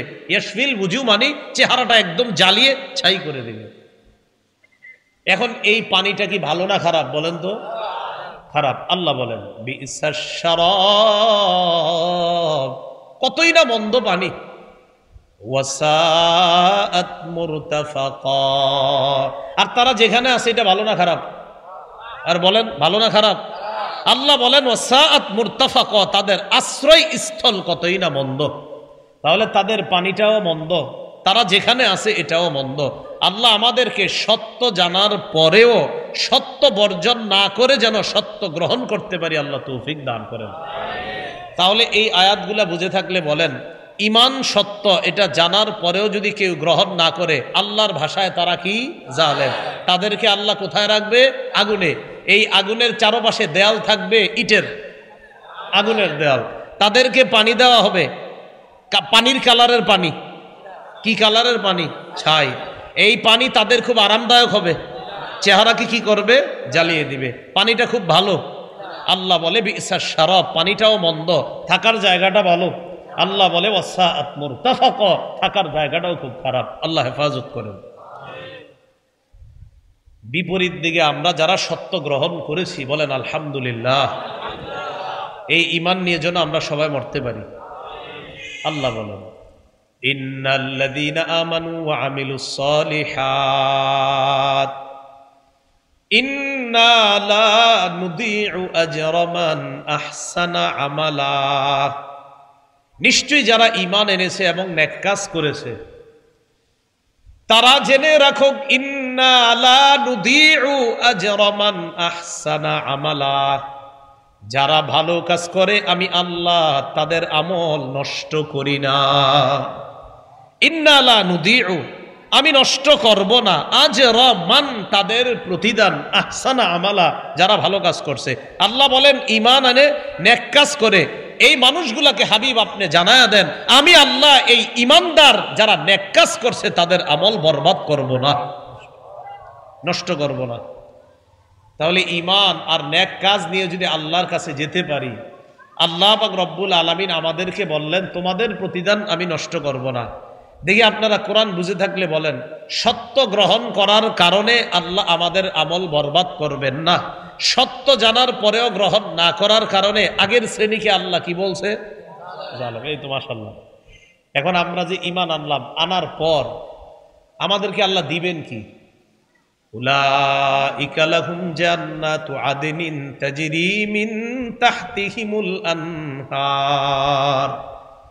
তাদের জন্য রয়েছে চিরস্থায়ী চিরসুখের বসবাসের জান্নাত, যাদের তলদেশ দিয়ে নহর সমূহ প্রবাহিত হবে। ইউহাল্লাউনা ফিহা মিন আসাবির মিন যাহাব, আল্লাহ বলেন তাদের হাতের মধ্যে পরানো হবে স্বর্ণের বালা। কিসের বালা? আমার সাথে বলেন, দুনিয়াতে পুরুষের জন্য স্বর্ণ পরা হারাম। বলেন বলেন, দুনিয়াতে পুরুষের জন্য স্বর্ণ পরা হারাম। আখেরাতে জান্নাতের মধ্যে পুরুষের জন্য স্বর্ণ রূপা আল্লাহ হালাল করে দিবেন। দুনিয়াতে স্বর্ণ পুরুষের জন্য পরা হারাম, তাই পুরুষ দুনিয়াতে স্বর্ণ পরাটা দেখতে খারাপ। আখেরাতে তথা জান্নাতে যাওয়ার পর পুরুষের জন্য স্বর্ণ পরা বৈধ। হুজুর সেখানে কেমন দেখা যাবে? নিশ্চিত সেখানে অনেক সুন্দর দেখা যাবে। এখন আমাদেরকে যদি কেউ বলে, আপনাদেরকে, আমাকে, আপনাকে, মিয়া জান্নাতে আল্লাহ স্বর্ণ পরাবে, দুনিয়াতে পরেন না কেন? সাথে সাথে আমি আপনি জবাব দিব, দুনিয়াতে আমার রব বলছে দুনিয়াতে স্বর্ণ আমরা পড়তে পারবো না, তাই রবের হুকুম মানতেছি। আখেরাতে রব পড়াবে, সেখানে তো রবেরটা মানবো। আর রব তো এটাই, বান্দা তো এটাই, যে বান্দাকে তার রব যখন যেটা বলবে তখন সেটা মানবে। দুনিয়াতে বলছে স্বর্ণ পরবা না, তাই আমি আমার রবের হুকুম পালন করতে গিয়ে স্বর্ণ পরবো না। জান্নাতের মধ্যে আমার রব স্বর্ণ পরাবেন, সেখানে আমার রব স্বর্ণের কারণে আমার হাতের সৌন্দর্য বাড়াবে। এটাই তো রবের গোলামি করা। রব যেখানে বলবে সেখানে করব, যেখানে বলবে না সেখানে করব না। কথা বুঝে আসছেনি সবার? আচ্ছা, এখন এই যে কথাটা আপনারা বুঝলেন যে স্বর্ণ পরানো হবে কাদেরকে? বালা পরানো হবে পুরুষদেরকে। এরপরে আল্লাহ বলেন ওয়ায়ালবাসুনা সিয়াবান খুদরাম মিন সুন্দুসি ওয়া ইস্তাবরাক, পাতলা এবং মোটা রেশমের সবুজ কাপড় তারা পরিধান করবে। আল্লাহ পাক বলেন মুত্তাকিইনা ফিহা আলাল আরাইক, স্বর্ণের বালা পরিধান করবে, স্বর্ণ আর রূপা ইত্যাদি পরিধান করার পর পাতলা এবং মোটা রেশমের কাপড়, সবুজ কাপড় পরিধান করবে। করার পর জাননি তারা কেমনে থাকবে? আল্লাহ বলেন মুত্তাকিইনা ফিহা আলাল আরাইক, পালঙের মধ্যে এভাবে হেলান দিয়ে বসের মতো জান্নাতি পুরুষরা আরাম করবে। বস বস কি বলেন তো, বস। এই জন্য তো আমরা দুনিয়াতে গুনাহের সেই সব জায়গায় গিয়ে এইভাবে শোয়া যায়, আমরা সেখানে যাই না, ঠিক না? আরে যাই নাকি আমরা? দুনিয়াতে কিছু কিছু জায়গা দেখবেন এমনি অনেকে শুয়ে থাকে, তো দুনিয়াতে আমরা কেন যাই না? সেগুলা গুনাহের জায়গা। যে মুমিনরা তোমরা কেন যাও না? জবাব, আমরা অস্থায়ী সুখ এই জন্য গ্রহণ করি না, কারণ স্থায়ীভাবে আল্লাহ সিংহাসনে হেলান দেওয়ার ব্যবস্থা জান্নাতে করবেন। তো আপনি আর আপনি যে এইভাবে যখন থাকবেন, আল্লাহ কবুল করেন। ইয়াতুফু আলাইহিম বিলদানুম মুখাল্লাদুন বিআকওয়াবিন ওয়া আবারিক, এইভাবে যখন হেলান দিয়ে থাকবে, ছোট্ট ছোট্ট বাচ্চারা জগ এবং গ্লাস নিয়ে তাদের সামনে শরাবান তহুরা নিয়ে ঘুরতে থাকবে, আর গ্লাসে ঢাইলা তাকে দিবে। তিনি কি করবে? জান্নাতি ওই সিংহাসনে হেলান দিয়ে শরাবান তহুরা পান করবে, আর পাশে থাকা বিবির সাথে আনন্দ উল্লাস করবে। এই জন্য তো আমরা মদ খাই না দুনিয়াতে। কি খাই না? কেন খাই না? জান্নাতে গেলে শরাবান তহুরা কি খাইব দিলে? এর লেগে আমরা খাই না, কারণ এখানে গেলে আল্লাহ খাওয়াবে। দুনিয়ারটা অপবিত্র আর জান্নাতেরটা পবিত্র। সুবহানাল্লাহ। তাহলে দুনিয়ার অপবিত্র মদ আমরা কেন খাই না? জান্নাতে আল্লাহ আমাদেরকে পবিত্র শরাব পান করাবেন। বলেন কি পান করাবেন? পবিত্র শরাব। আল্লাহ কথাগুলা বোঝার তৌফিক দান করেন। এখন কথা হলো, আল্লাহ বলেন যারা ঈমানদার এবং নেক কাজ করে। ঈমান কি জিনিস? প্রথম কথা, ঈমান হলো অন্তরে থাকার জিনিস, মুখেও স্বীকার করার জিনিস। অন্তরেও রাখতে হবে, আবার মুখেও স্বীকার করতে হবে। অন্তরে থাকতে হবে, যেমন সূরা হুজুরাতের 15 নম্বর আয়াতে আল্লাহ বলেন, ইন্নামাল মুমিনুনা আল্লাযীনা আমানু বিল্লাহি ওয়া রাসূলিহি সুম্মা লাম ইয়ারতাবু। মুমিন তো তারা, আল্লাযীনা আমানু বিল্লাহ, যারা আল্লাহর প্রতি বিশ্বাস স্থাপন করে, ওয়া রাসূলিহি, রাসূলের উপর ঈমান আনে, সুম্মা লাম ইয়ারতাবু, সন্দেহ করে না। আল্লাহ বলেন ঈমানদার তারা যারা আল্লাহকে বিশ্বাস করে, রসুলকে বিশ্বাস করে, সুম্মা লাম ইয়ারতাবু, অন্তরে একটুও সংশয় রাখে না। তাহলে সুদ খাওয়া হারাম, অন্তরে যেন এই কথা কাজ না করে, আচ্ছা সুদটা কি কোনোভাবে জায়েজ হইতে পারলো না, এটা যেন কখনো আপনার দিলে না আসে। কোরআনে আল্লাহ সুদ হারাম বলেছে, হ্যাঁ আপনি এখন মানতে পারতেছেন না, কিন্তু আশাবাদী আপনি যে আমি ভবিষ্যতে সুদ ছেড়ে দিব ইনশাআল্লাহ। কিন্তু এই কথা স্বীকার করা যে সুদ হারাম, এটা আমি মানলেও হারাম, না মানলে হারাম, কিয়ামত পর্যন্ত সুদ হারাম। কথা বুঝছেন? মানে হারাম আমার দিল মানুক আর না মানুক, হারাম হারাম। বলেন হারাম কি? এটা কখনো হালাল হবে না। হ্যাঁ, অনেকে ভুলে অথবা আপনার অবুঝ হওয়ার কারণে, না বুঝে আপনারা অনেক হারাম পালন করতেছেন, যেটা ঠিক হচ্ছে না। কিন্তু এই কথা স্বীকার করেন যে আমি সুদের সাথে জড়িত, কিন্তু সুদ হারাম, এটা স্বীকার করেন। এই কথা বললেন না আবার সুদ খাওয়া হারাম হুজুররা পাইছে কই, নাউজুবিল্লাহ, এটা বললে ঈমান চলে যাওয়ার আশঙ্কা। সুদ হারাম, এটা আপনি হারাম হিসাবেই বিশ্বাস করতে হবে। তাহলে ঈমান 1 নাম্বার অন্তরে রাখবেন, কোনো সন্দেহ রাখবেন না। দ্বিতীয় কথা, ঈমান মুখেও স্বীকার করবেন। সূরা বাকারার 136 নম্বর আয়াত আল্লাহ বলেন, কুলু আমান্না বিল্লাহ ওয়া মা উনজিলা ইলাইনা ওয়া মা উনজিলা ইলা ইব্রাহিম ওয়া ইসমাঈল ওয়া ইসহাক ওয়া ইয়াকুব ওয়াল আসবাতি ওয়া মা উতিয়া মূসা ওয়া ঈসা ওয়া মা উতিয়ান নাবিয়্যুনা মির রাব্বিহিম লা নুফাররিকু বাইনা আহাদিম মিনহুম ওয়া নাহনু লাহু মুসলিমুন। তোমরা বলো আমান্না বিল্লাহ, বলেন আমার সাথে, আমরা আল্লাহকে বিশ্বাস করলাম। এটা কিন্তু মুখে বলছি, অন্তরে আসেনি। কয় নাই? আরে আসেনি। একটু আগে না বললাম অন্তরেও থাকতে হবে, অন্তরেও সন্দেহ রাখা যাবে না। একটু আগে তো অন্তরেরটা স্বীকার করছি, হ্যাঁ আল্লাহ, অন্তরে সন্দেহ নাই। এখন মুখে বলতেছি আমান্না বিল্লাহ, আমরা আল্লাহর প্রতি বিশ্বাস স্থাপন করলাম। ওয়া মা উনজিলা ইলাইনা, বলেন এবং যা আমাদের প্রতি অবতীর্ণ করা হয়েছে। ওয়া মা উনজিলা ইলা ইব্রাহিম ওয়া ইসমাঈল ওয়া ইসহাক ওয়া ইয়াকুব ওয়াল আসবাত, এবং যা ইব্রাহিম নবী, ইসমাইল নবী, ইসহাক নবী, ইয়াকুব নবী এবং তার বংশধরদের প্রতি নাজিল করা হয়েছে, আল্লাহ এটাও আমরা বিশ্বাস করলাম। তাহলে আমরা আল্লাহর প্রতি বিশ্বাস করলাম, আমাদের প্রতি যা নাজিল করা হয়েছে এটাও বিশ্বাস করলাম। ইব্রাহিম নবী, ইসমাইল নবী, ইসহাক নবী, ইয়াকুব নবী এবং তার বংশধরদের প্রতি যা নাজিল করা হয়েছে আল্লাহর পক্ষ থেকে, এটাও আমরা বিশ্বাস করলাম।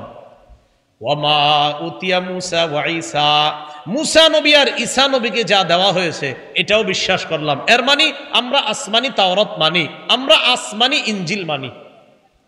আসমানি ইনজিল কেন বললাম, আসমানি তাওরাত কেন বললাম? কারণ তাওরাত কিতাব আর ইনজিলকে তারা বিকৃত করে ফেলছে ইহুদি খ্রিস্টানরা। এজন্য বললাম আসমানি তাওরাত মানে আল্লাহ আসমান থেকে যেই তাওরাত দিছে ওইটা আমরা বিশ্বাস করি, আসমান থেকে যেই ইনজিল দিছে এটা আমরা বিশ্বাস করি। ওয়ামা উতিয়ান নাবিয়্যুনা মির রাব্বিহিম, অন্যান্য নবীদেরকে তাদের রবের পক্ষ থেকে যা দেওয়া হয়েছে সব আমরা বিশ্বাস করি। এখন আমার সাথে সবাই বলেন, বলেন আল্লাহর পক্ষ থেকে যত নবীকে যা দেওয়া হয়েছে এগুলা অন্তরেও বিশ্বাস করি, মুখেও বিশ্বাস করি। এটার নাম হলো অন্তর এবং মুখে ঈমান, অন্তর এবং মুখে ঈমান। এটা আল্লাহ বলেন ইন্নাল্লাযীনা আমানু ওয়া আমিলুস সালিহাত, যারা ঈমান আনে এবং নেক কাজ করে।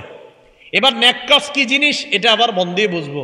আমার সাথে সবাই দুইটা বাংলা বলেন, বলেন খাঁটি সঠিক, আবার খাঁটি সঠিক। খাঁটি আর সঠিকের এটার পার্থক্য কি দুইটার মধ্যে?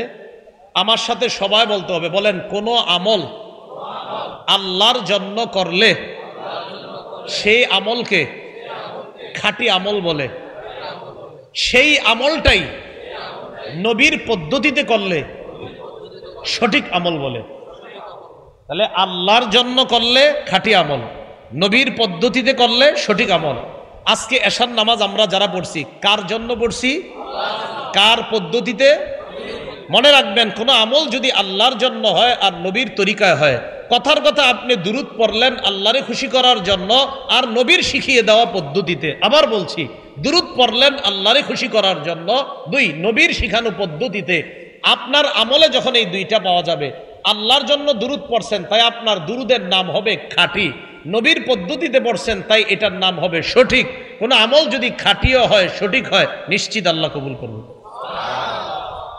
এটা হলো আমিলুস সালিহাত। তাহলে এক নাম্বার জানলেন ঈমান আনা, মানে অন্তরেও মুখেও। দুই নাম্বার নেকামল করা। দেখি আলেম ছাড়া অন্যদের মধ্যে কয়েকজন বলেন তো, আমল আমাদের হতে হবে খাঁটি এবং সঠিক। খাঁটি হয় কিভাবে? আল্লাহর জন্য। আর সঠিক হয় কিভাবে? নবীর পদ্ধতিতে। এখন মনে করেন রাসূলুল্লাহ সাল্লাল্লাহু আলাইহি সাল্লামের প্রশংসা করব আমরা। কার প্রশংসা? এখন নবীজির প্রশংসা করব কারে খুশির জন্য? বলেন না আপনারা। রসুলের প্রশংসা করব কাকে খুশি করার জন্য? এখন রসুলের প্রশংসাটা কি রসুলের শিখানো পদ্ধতিতে হতে হবে কিনা? এই তো মাশাআল্লাহ লাইনে আছেন। তো দেখি আমরা নবীর প্রশংসা কিভাবে হয়। আল্লাহ পাক রব্বুল আলামিন পবিত্র কোরআনের সূরা কলামের 4 নম্বর আয়াতে বলেন, ওয়া ইন্নাকা লাআলা খুলুকিন আযীম। হাবিব, আপনি মহান চরিত্রের উপর অধিষ্ঠিত আছেন, এই ঘোষণাটা আমি আল্লাহ দিলাম। সুবহানাল্লাহ। আমাদের নবীর চরিত্রটা মহান, ঘোষণাটা কার? তাহলে আল্লাহ আমাদের নবীর চরিত্রের প্রশংসা করছে। খুব মন দিয়ে বুঝবেন। সূরা আলী ইমরানের 39 নম্বর আয়াতে আল্লাহ পাক রব্বুল আলামিন ইয়াহইয়া নবীর প্রশংসা করে জাকারিয়া আলাইহিস সালাতু ওয়াস সালামকে আল্লাহ পাক রব্বুল আলামিন বলেছিলেন কি সেটা? ঈসা নবীর আম্মা মারিয়াম, এই মারিয়াম একটা কামরার মধ্যে থাকে, মারিয়ামের খাবারের ব্যবস্থা করে দেয় জাকারিয়া নবী। সূরা বাকারার 37, 38, 39 নম্বর আয়াত মনে রাখবেন। 37 নম্বর আয়াত থেকে আমরা কিছু আলোচনা করব। 38 নম্বর আয়াতটা এই এলাকার যাদের সন্তান হয় না তাদেরকে শিখাইয়া দিবেন, আর 39 নম্বর আয়াতটা হলো আমাদের আলোচ্য বিষয়। 37 নম্বর আয়াতে আল্লাহ পাক রব্বুল আলামিন বলেন, জাকারিয়া নবী মারিয়ামের কামরায় গেছে। সূরা আলী ইমরানের 37, আর 38 নম্বর আয়াত হলো যাদের সন্তান হয় না তাদেরকে শিখাইয়া দিবেন, 38 নম্বর আয়াতটা। তো জাকারিয়া নবী মারিয়ামের ঘরে গেছে, যাওয়ার পর জাকারিয়া নবী চিন্তায় পড়ে গেছিলেন যে মারিয়ামের খাবার লম্বা সময় হয়ে গেছে, খাবার দেই নাই, আহারে মারিয়াম খাবার জানি কোত্থেকে পায়। সম্পর্কে খালু হয় জাকারিয়া নবী। তো অনেক পেরেশানি নিয়ে মারিয়ামের কামরায় আসছে। কামরায় ঢুকার পর ওয়াজাদা ইনদাহা রিজকা, কামরায় ঢুকে দেখে কে যেন মারিয়ামের খাবার পৌঁছায় দিচ্ছে। এতটুকু বুঝছেননি সবাই? আচ্ছা। তো জাকারিয়া নবী প্রশ্ন করলেন, আন্না লাকি হাযা, মারিয়াম খাবার কোত্থেকে আসছে, কে দিছে? মারিয়াম সুন্দর জবাব দিলেন, ক্বালাত হুয়া মিন ইনদিল্লাহ। কোত্থেকে আসবে? আল্লাহর পক্ষ থেকে। এই ইয়াকিনটা, এই বিশ্বাসটা আমার আপনার খুব বেশি পরিমাণে যেন থাকে। বলেন তো সবাই, কার পক্ষ থেকে? মাশাআল্লাহ, আপনার ছেলে হয়েছে, কিভাবে হলো? মাশাআল্লাহ, আপনার মেয়ে হয়েছে, কে দিছে? আপনার ফসল তো খুব ভালো হয়েছে, মাশাআল্লাহ, কে দিছে? হ্যাঁ, এই বিষয়টা মাথায় রাখবেন। জাকারিয়া নবী বললেন, খাবার কোত্থেকে আসছে, কে দিছে? কে দিবে? আল্লাহর পক্ষ থেকে। ইন্নাল্লাহা ইয়ারযুকু মান ইয়াশাউ বিগাইরি হিসাব। নিশ্চয় আল্লাহ পাক রব্বুল আলামিন যাকে ইচ্ছা তাকে হিসাব ছাড়া রিজিক দান করেন। জাকারিয়া নবী বৃদ্ধ মানুষ, সন্তান হয় না, ওনার স্ত্রী বয়োবৃদ্ধা, সন্তান হয় না। উনি মনে মনে চিন্তা করলেন, আল্লাহ যদি মারিয়াম রে এইভাবে খাবার পৌঁছাইতে পারে, কেউ মারিয়াম রে খাবার দিল না, আল্লাহ কুদরতিভাবে যদি দিতে পারে, আমি বৃদ্ধ হয়ে গেছি, আমার স্ত্রী বয়োবৃদ্ধা, আল্লাহ চাইলে এই বয়সেও আমাকে বাবা ডাক আর আমার স্ত্রীকে মায়ের ডাক আল্লাহ শোনাইতে পারেন। ইয়াকিন আর বিশ্বাস নিয়ে হুনালিকা দাআ জাকারিয়া রাব্বাহ। জাকারিয়া নবী আল্লাহর কাছে দোয়া করলেন, রব্বি হাবলি মিন লাদুনকা যুররিয়াতান তাইয়্যিবা ইন্নাকা সামিউদ দুআ। এই দোয়াটা, রব্বি হাবলি মিন লাদুনকা যুররিয়াতান তাইয়্যিবা ইন্নাকা সামিউদ দুআ। 38 নম্বর আয়াত সূরা আলে ইমরান। হাফিজি কোরআন শরীফের 3 নম্বর পারা খুলবেন, 14 নম্বর পৃষ্ঠা, একদম শুরুর লাইনটা এই আয়াতটা। যাদের সন্তান হয় না, স্বামী আর স্ত্রীরে বলবেন আপনারা আল্লাহর কাছে এই দোয়াটা করেন। এই মনে থাকবে নি? কোন সূরা? সূরা আলে ইমরান। কত নম্বর আয়াত? 38। হাফিজি কোরআন 3 নম্বর পারা, 14 নম্বর পৃষ্ঠা, একদম শুরুর লাইনটা। তো আল্লাহ পাক রব্বুল আলামিনের কাছে জাকারিয়া নবী বলতেছে, রব্বি হাবলি মিন লাদুনকা যুররিয়াতান তাইয়্যিবা, রব আপনার পক্ষ থেকে আমার একটা সন্তান দেন। ইন্নাকা সামিউদ দুআ, আল্লাহ আপনি তো দোয়া শ্রবণ করেন, আপনি দেন। এটা গেল 38 নম্বর আয়াত। এবার 39 নম্বর আয়াতটা দেখেন। জাকারিয়া নবী নামাজে দাঁড়াইবে আর কি, নামাজে দাঁড়াইতেছে। ফানাদাতুল মালাইকাতু ওয়া হুয়া কাইমুন ইউসাল্লি ফিল মিহরাব। জাকারিয়া নবী নামাজের মধ্যে দাঁড়ায় নামাজ পড়ছিলেন, ফেরেশতারা ডাক দিলেন, ও জাকারিয়া পয়গম্বর, আল্লাহর কাছে যে দোয়া করছেন কবুল হয়ে গেছে।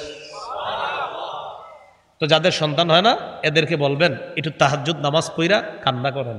জোহরের পরে 2 রাকাত সলাতুল হাজত পড়েন, মাগরিবের পরে অতিরিক্ত 2 রাকাত সলাতুল হাজত পড়েন, এশার পরে অতিরিক্ত 2 রাকাত সলাতুল হাজত পড়েন। এই নিয়তে বলেন, আল্লাহ 10 বছর 15 বছর বিয়ে করলাম, এখনো একটা সন্তান হয় না মাওলা। তো এই 2 রাকাত নামাজ পড়ার পর চোখের পানি ছাড়েন। আগে দেখবেন পুরুষ যারা আছেন যদি মসজিদে নামাজ পড়েন, তো মসজিদে নামাজ যদি নফল নামাজ অতিরিক্ত 2 রাকাত পড়েন, আশেপাশে যদি দেখেন কেউ আছে, আস্তে অপেক্ষা করেন। দেখবেন মাগরিবের পরে সব মুসল্লিগুলা বের হয়ে যাওয়ার পর লাইটটা অফ করে দেন, হালকা আলো রাখেন মসজিদের ভিতর, আর একটা ফ্যান ছাড়া আছে কোনার মধ্যে।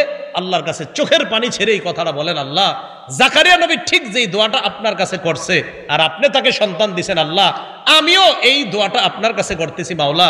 নবী জাকারিয়াকে বৃদ্ধ বয়সে সন্তান দিছেন, মাবুদকে 15 বছর বিয়ে করলাম, সন্তান হয় না, আল্লাহ আমার একটা সন্তান দিয়ে দেন। এমনি কুইছেন কয়দিন? একদিনও কর নাই। আপনারা এনে সেনে যান সন্তানের লেগে। আল্লাহ বুঝার তৌফিক দান করেন। ফেরেশতারা জাকারিয়া নবীকে ডাক দিয়ে বলে, আন্নাল্লাহা ইউবাশশিরুকা বিয়াহইয়া, আল্লাহ পাক রব্বুল আলামিন আপনাকে একটা সন্তানের সুসংবাদ দিচ্ছে। এই সন্তানের নামও আল্লাহ রেখে দিয়েছে, নামটা হবে ইয়াহইয়া। জন্মের আগে নামও রেখে দিয়েছে আল্লাহ। সুবহানাল্লাহ, কেমন দোয়া কবুল করছে, সন্তান না হইতেই নামও আল্লাহ রেখে দিচ্ছে। এই সন্তানের 4টা গুণ হবে মুসাদ্দিকাম বিকালিমাতিম মিনাল্লাহ। 1 নাম্বার, এই সন্তান আল্লাহর কালিমাকে সত্যায়নকারী হবেন। 2 নাম্বার, ও সাইয়্যিদা, নেতা হবেন। 3 নাম্বার, ও হাসুরা, এই সন্তান পবিত্র হবে। 4 নম্বর দেখেন কি বলে, ওয়া নাবিয়্যাম মিনাস সালিহিন, এই সন্তান একজন নেককার নবী হবেন।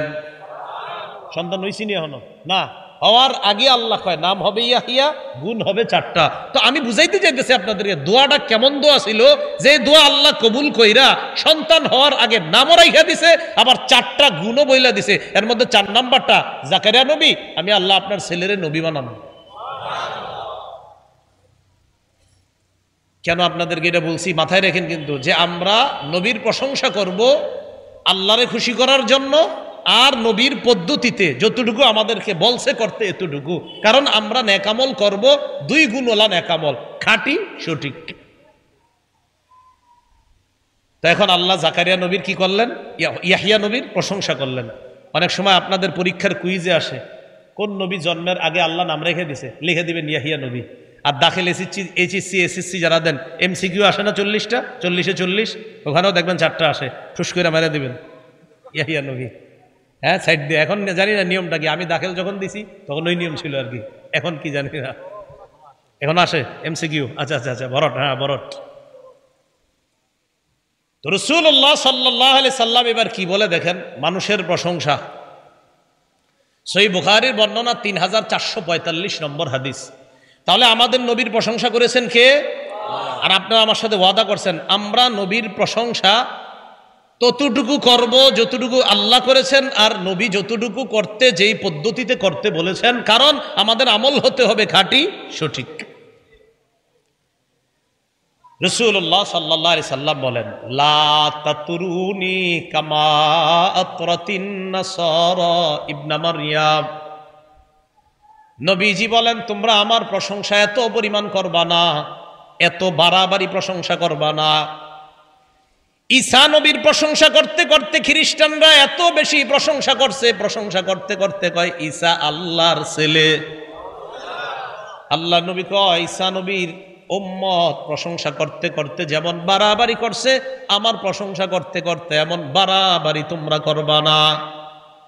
মুসনাদে আহমদের বর্ণনা আল্লাহ নবী বলেন, আমার ততটুকু প্রশংসা করবা যতটুকু আল্লাহ করেছেন, এর চাইতে বেশি করবা না। এখন আপনাদের কথা হইতে পারে, হুজুর নবীর অনেক প্রশংসা করতে চাই, কিভাবে করব?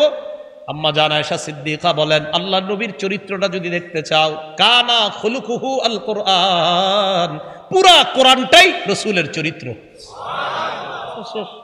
তো আপনি যদি রাসূল সাল্লাল্লাহু আলাইহি সাল্লামের গুণাবলী বর্ণনা করতে চান, কোরআন খুলেন, হাদিস খুলেন, একের পরে এক বলতে বলতে আপনি সারা জীবনের মাহফিলও শেষ করতে পারবেন না। তো কেন বাড়ায়া বলতে হবে? তাহলে ততটুকু বলবো যতটুকু আল্লাহ বলছেন, ততটুকু বলবো যতটুকু রাসূল সাল্লাল্লাহু আলাইহি সাল্লাম বলতে বলেছেন। তো রাসূলুল্লাহ সাল্লাল্লাহু আলাইহি সাল্লাম কি বললেন? আমার প্রশংসা করবা উম্মত করতে গিয়ে সীমা অতিক্রম করো না, বাড়াবাড়ি করবা না। আল্লাহ কথাগুলা বুঝার তৌফিক দান করুন। তাহলে 1 নাম্বার ঈমান, 2 নাম্বার নেকামল। বলেন তো নেকামল কয় গুণওয়ালা হতে হবে? মানে আমরা এক খাঁটি হতে হবে, সঠিক হতে হবে। খাঁটি হবে আল্লাহর জন্য আমল হইলে, সঠিক হবে ইন্না লিল্লাহি ওয়া ইন্না ইলাইহি রাজিউন, আর সঠিক হবে রাসূলুল্লাহ সাল্লাল্লাহু আলাইহি সাল্লামের পদ্ধতিতে। লা ইলাহা, আমরা জিকির করি সবাই, লা ইলাহা ইল্লাল্লাহ।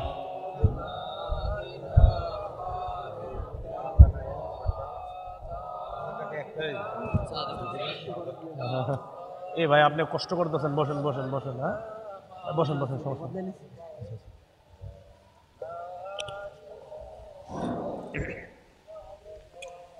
লা ইলাহা ইল্লাল্লাহু মুহাম্মাদুর রাসূলুল্লাহ সাল্লাল্লাহু আলাইহি ওয়াসাল্লাম।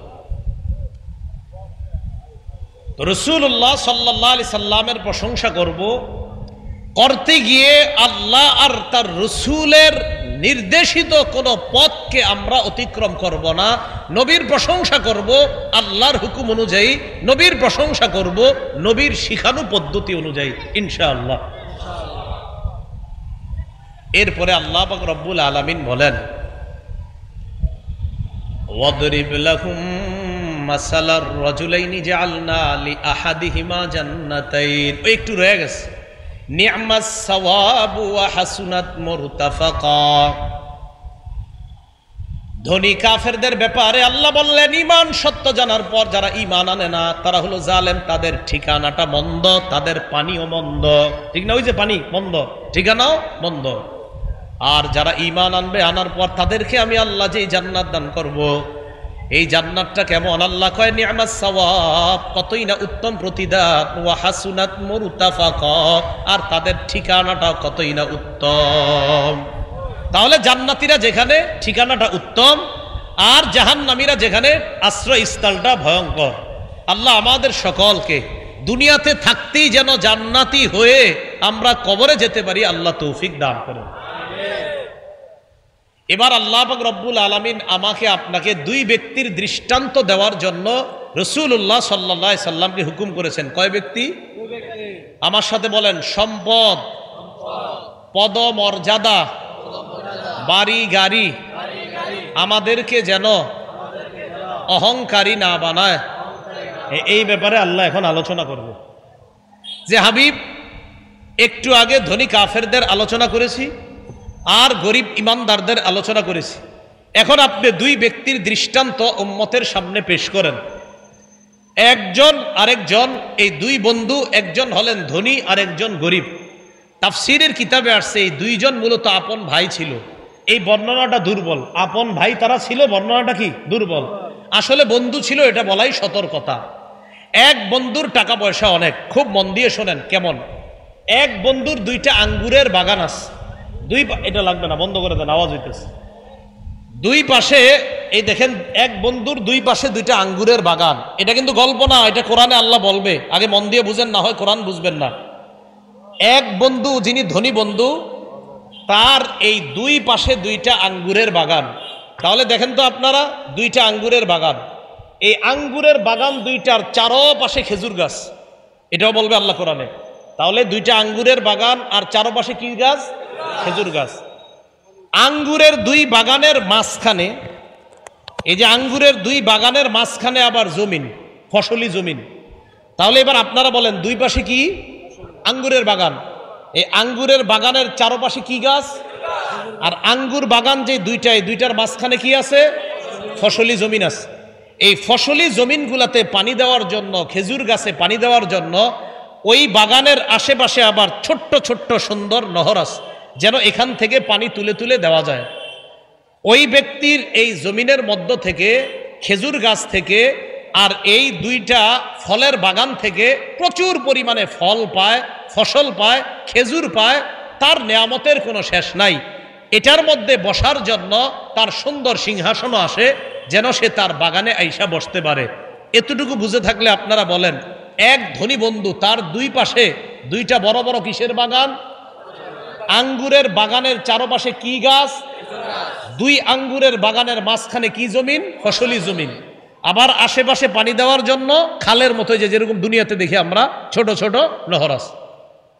এতটুকু বুঝছেন নি সবাই? আচ্ছা, এখন এই ব্যক্তির একটা গরিব বন্ধু আছে। ওই গরিব বন্ধু যখন তার কাছে দেখা করতে আসছে, তখন এই ধনী বন্ধু কয়, কিরে বেটা, তুই কি করলি জীবনে? কয়, কেন, কি হয়েছে? আমার কি পরিমাণ সম্পদ দেখছস? আচ্ছা, তাই তো। তোর তো কিছুই নাই। দেখেন কি কয়, বলতে বলতে এক পর্যায়ে বলে, কয়, শোন, আমার যে পরিমাণ সম্পদ, এগুলা কখনো ধ্বংস হবে বলে আমি মনে করি না। আপনারা কন্ত, এই যে আমি আপনি বসে রয়েছি, আমরা চিরদিন বেঁচে থাকবো? আমাদের বাড়ি গাড়ি সম্পদ চিরদিন বেঁচে থাকবে? শেষ হয়ে যাবো আমরা, ঠিক না? আচ্ছা, এলো এক নাম্বার কথা। কোন বন্ধুর কথা আমার সম্পদ শেষ হবে না? ধনী বন্ধু। দুই নাম্বার, ধনী বন্ধু কয়, দোস্ত, তোরা খালি কেয়ামত কেয়ামত বলস, কেয়ামত কোনোদিন হবে বলে আমি বিশ্বাস করি না। এগুলো দুই নাম্বার, ধনী বন্ধুর কথা। তিন নাম্বার কয়, দোস্ত, কেয়ামত যদি কোনোদিন হয়েও যায় তোর কথা অনুযায়ী, আমি তো বিশ্বাস করি না, কিন্তু তোর কথা অনুযায়ী যদি হয়, তারপরে কি হবে? কয়, তারপরে রবের কাছে যেতে হবে। আবার রবও বিশ্বাস করে না। কয়, তোর কথা অনুযায়ী যদি কেয়ামতও হয় আর রবের কাছেও যদি যাই, তাহলে এইখানে আমার যে দুইটা আঙ্গুরের বাগান না, এর চাইতে আরো বড় বাগান সে দিবে আমাকে, আর আমি তৈরি করে বিশ্বাস করি না। যদি যাইও আমার যে স্ট্যাটাস এই অনুযায়ী আরো বড় কিছু দিবে আমারে। এটা হলো ধনী বন্ধুর বক্তব্য। তাহলে কয়টা খারাপ কথা বলছে? তিনটা। আমার এই বাগান ধ্বংস হবে বলে আমি বিশ্বাস করি না, কিয়ামত কখনো হবে বলে আমি বিশ্বাস করি না, রব বলতে কিছু নাই, থাকলেও আমি যদি তার কাছে যাই আমার যে মর্যাদা, এই মর্যাদা দেখাই রব আরো বেশি দিতে বাধ্য হবে আমারে। এটা হলো ধনী বন্ধুর বক্তব্য। এটা কোনো গল্প নয়, কোরআনে ঠিক এগুলোই বলছে আল্লাহ। দেখেন কি বলে আল্লাহ, ওয়াদরিব লাহুম মাসালার রাজুলাইনি জাআলনা লিআহাদিহিমা জান্নাতাইনি মিন আ'নাব ওয়া হাফাফনাহুমা বিনাখলিন ওয়া জাআলনা বাইনাহুমা যারআ। নবী আপনি তাদের সামনে বর্ণনা করেন ওই দুই ব্যক্তির দৃষ্টান্ত। জাআলনা লিআহাদিহিমা জান্নাতাইনি মিন আ'নাব, যেই দুইজনের একজনকে আমি আল্লাহ দুটি আঙ্গুরের বাগান দিলাম। জাআলনা লিআহাদিহিমা, আমি আল্লাহ তাদের দুইজনের একজনকে, মিন আ'নাব, আমি তাদের দুইজনের একজনকে, জান্নাতাইন, জান্নাতাইনি মানে দুইটা বাগান, মিন আ'নাব, আ'নাব মানে আঙ্গুর, আমি আল্লাহ তাদের দুইজনের একজনকে দুটি আঙ্গুরের বাগান দিলাম। এখন আপনারা বলেন আঙ্গুরের বাগানের চারপাশে জানি কি? হ্যাঁ বলতে হবে কিন্তু, জানি কি? আল্লাহ বলেন ওয়া হাফাফনাহুমা বিনাখলিন, আমি এই দুই বাগানের চারপাশটা খেজুর গাছ দ্বারা ঘেরাও করলাম। সুবহানাল্লাহ। তাহলে বাগান দুইটাকে খেজুর গাছ দ্বারা বেষ্টন করে ঘেরাও করলাম, তো দেখতে খুব সুন্দর দেখা যায়, চারপাশে খেজুর গাছ, মাঝখানে দুইটা বাগান। এরপরে আপনারা বলেন দুই বাগানের মাঝে জানি কি? ওয়াজআলনা বাইনাহুমা যারআ, দুই বাগানের মাঝখানে আমি আল্লাহ আবার ক্ষেত খামার করে দিলাম। সুবহানাল্লাহ। এবার দেখেন কি কয়, কিলতাল জান্নাতাইনি আতাত উকুলাহা, দুই বাগান প্রচুর পরিমাণ ফল দেয়, ফসল দেয়। ওয়ালাম তাজলিম মিনহু শাইআ, সামান্য কম করে না, দুই বাগান যথেষ্ট ফল ফসল দেয়। ওয়াফাজ্জারনা খিলালাহুমা নাহারা, দুই বাগানের মাঝে মাঝে আমি আবার নহর করে দিয়েছি, সুন্দর সুন্দর নহর। তো এই অবস্থায় আল্লাহ ওই ধনী বন্ধুর বাগানের কথা পেশ করলেন। করার পর আল্লাহ পাক রব্বুল আলামিন বলেন, কিলতাল জান্নাতাইনি আতাত উকুলাহা ওয়ালাম তাজলিম মিনহু শাইআ ওয়াফাজ্জারনা খিলালাহুমা নাহারা ওয়া কানা লাহু সামারুন ফাকালা লিসাহিবিহি ওয়া হুয়া ইউহাবিরু ওয়া কানা লাহু সামার, ধনী বন্ধুর প্রচুর ফসল হয়, সম্পদ হয়। ফাকালা লিসাহিবিহি ওয়া হুয়া ইউহাবিরু, ধনী বন্ধু গরিব বন্ধুকে কথার ছলে বলে, আনা আকসারু মিনকা মালা ওয়া আ'আজ্জু নাফারা, আমি তোমার চাইতে আকসারু মিনকা মালা, সম্পদ আমার বেশি, ওয়া আ'আজ্জু নাফারা, জনবল আমার বেশি, আমি তোমার চাইতে সম্পদেও বেশি, ওয়া আ'আজ্জু নাফারা, আমি তোমার চাইতে জনবলেও অধিক শক্তিশালী। বলেন নাউজুবিল্লাহ। দুনিয়াতেও দেখবেন যাদের টাকা আছে তাদের পিছনে লোক সংখ্যা কম না বেশি? বেশি। তো ধনী বন্ধু কয় তোমার চাইতে আমার টাকাও বেশি, আবার তোমার চাইতে আমার জনগণের শক্তিও বেশি। এই কথা বইলা এবার ধনী বন্ধু গরিব বন্ধুরে নিয়ে বাগানে প্রবেশ করছে। ওয়া দাখালা জান্নাতাহু ওয়া হুয়া যালিমুল লিনাফসি, ধনী বন্ধু তার বাগানে প্রবেশ করলো, এমন অবস্থায় নিজের উপর জুলুম করছে। এর মানে সে অবিশ্বাস করে, সে ঈমান রাখে না, আর কুফরি করে। এই অবস্থায় বাগানে প্রবেশ করছে। করার পর কি কয় দেখেন, ক্বালা মা আযুন্নু আন তাবিদা হাযিহি আবাদা, ধনী বন্ধু কয় আমি বিশ্বাস করি না কখনো আমার এই বাগান ধ্বংস হবে। কি গল্পটা আগে বলছিলাম নি, এই যে কোরআনে আসছে, ক্বালা মা আযুন্নু আন তাবিদা হাযিহি আবাদা, ধনী বন্ধু বলে এই বাগান কখনো ধ্বংস হবে বলে আমি বিশ্বাস করি না। দুই নাম্বার, ওয়া মা আযুন্নু সাআতা কাইমা, আমি কখনো মনে করি না যে কিয়ামত হবে। বলেন নাউজুবিল্লাহ। আপনারা বলেন তো, আমাদের ইমানদারদের বিশ্বাস কিয়ামত কখনো হবে না নিশ্চিত হবে? হ্যাঁ, কবে হবে জানে কে? আল্লাহ, কিন্তু হবে। এরপরে তিন নাম্বার কথাটা জানি কি ছিল, যদি রবের কাছে যাই, রব তো বিশ্বাস করে না। ওয়ালা ইররুদিতু ইলা রাব্বি লাআজিদান্না খায়রাম মিনহা মুনকালাবা, আমাকে যদি আমার রবের কাছে ফিরিয়ে দেওয়া হয়, লাআজিদান্না খায়রাম মিনহা মুনকালাবা, তাহলে ওই রবের কাছে এর চাইতে আরো বেশি আমি পাবো, আরো উত্তম পাবো। বলেন নাউজুবিল্লাহ। এই কথা ধনী বন্ধুর বক্তব্য। এবার গরিব বন্ধু কি বলে দেখেন, ক্বালা লাহু সাহিবুহু ওয়া হুয়া ইউহাবিরুহু আলা ওয়া হুয়া ইউহাবিরুহু আকাফারতা বিল্লাযী খলাকাকা মিন তুরাবিন সুম্মা মিন নুতফাতিন সুম্মা সাওয়াকা রাজুলা। গরিব বন্ধু ধনী বন্ধুকে কথার ছলে বলে আকাফারতা বিল্লাযী খলাকাকা মিন তুরাব, ওই আল্লাহকে অস্বীকার করলা যে আল্লাহ তোমাকে মাটি থেকে বানাইলেন, সুম্মা মিন নুতফা নাপাক পানি থেকে বানাইলেন, সুম্মা সাওয়াকা রাজুলা তোমাকে একটা একদম সঠিক মানুষ হিসাবে পরিণত করলেন, এই আল্লাহকে তুমি অস্বীকার করলা। গরিব বন্ধু এবার বলে লাকিন্নাহু আল্লাহু রাব্বি, আমার বিশ্বাস হলো আমার রব হলেন আল্লাহ। বলেন ইমানদারদের রব আল্লাহ, আমাদের বিশ্বাস আমাদের রব আল্লাহ। তো এবার ধনী বন্ধুকে গরিব বন্ধু কয় আকাফারতা বিল্লাযী খলাকা মিন তুরাবিন সুম্মা মিন নুতফাতিন সুম্মা সাওয়াকা রাজুলা, ওই আল্লাহরে অস্বীকার করো যিনি তোমারে মাটি দিয়ে বানাইলেন, যিনি তোমারে নাপাক পানি থেকে বানাইলেন, যিনি তোমাকে একটা সুস্থ সবল মানুষ বানাইলেন, তুমি আল্লাহরে অস্বীকার করলা। আমার বক্তব্য তুমি শুনে নাও, লাকিন্নাহু আল্লাহু রাব্বি, তিনি হলেন আল্লাহ, তিনি আমার রব।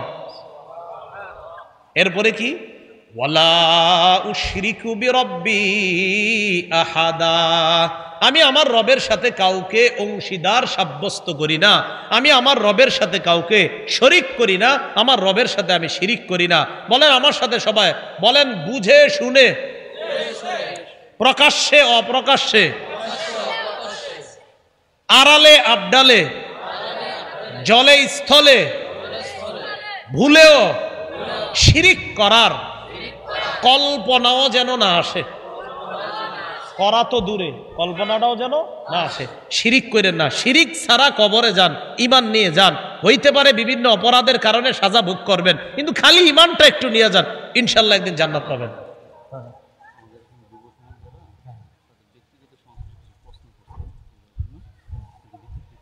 আমি মাহফিলে প্রশ্ন উত্তর দিই না, প্রশ্ন দিয়েন না, জান এটা জানেননি আমি যে উত্তর দিই না। আসেনি কোনো ভিডিওতে এই কথাটা? আচ্ছা আচ্ছা, হ্যাঁ ঠিক আছে ঠিক আছে, হ্যাঁ আপনারা রাগ হয় না, এটা অন্য বিষয়। হ্যাঁ মানে দেই না বলতে আমি আসলে অতটুকু যোগ্যতা হয় না এখনো ডাইরেক্ট মাহফিলে প্রশ্ন উত্তর দেওয়ার।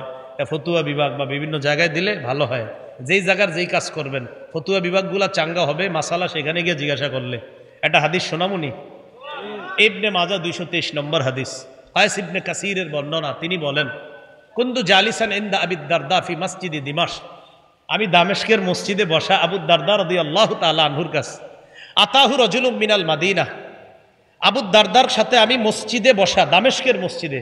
মদিনা থেকে এক ব্যক্তি আসছে রসুলের সাহাবী আবু দারদার সাথে দেখা করতে। কোত্থেকে? তাহলে বলেন তো মদিনা থেকে দামেস্ক, বলেন মদিনা থেকে। আজকে গুগলে সার্চ দিবেন যে মদিনা থেকে দামেস্কের দূরত্ব কতটুকু, দেখবেন লেখা আছে প্রায় 1267 কিলোমিটার বর্তমান হিসাব অনুযায়ী। কত কিলোমিটার? এর চেয়ে আরো বেশি বর্তমান হিসাবে। তা এক ব্যক্তি আসছে মদিনা থেকে আবু দারদার কাছে। আসার পরে আবু দারদা রাদিয়াল্লাহু তাআলা আনহু বলে কোত্থেকে আসছো? কয় মদিনা থেকে আসছে। কয় মদিনা থেকে তুমি দামেস্কে আসছো কেন? কয় আপনার কাছে আসছি শুধু একটা বিষয় জানতে।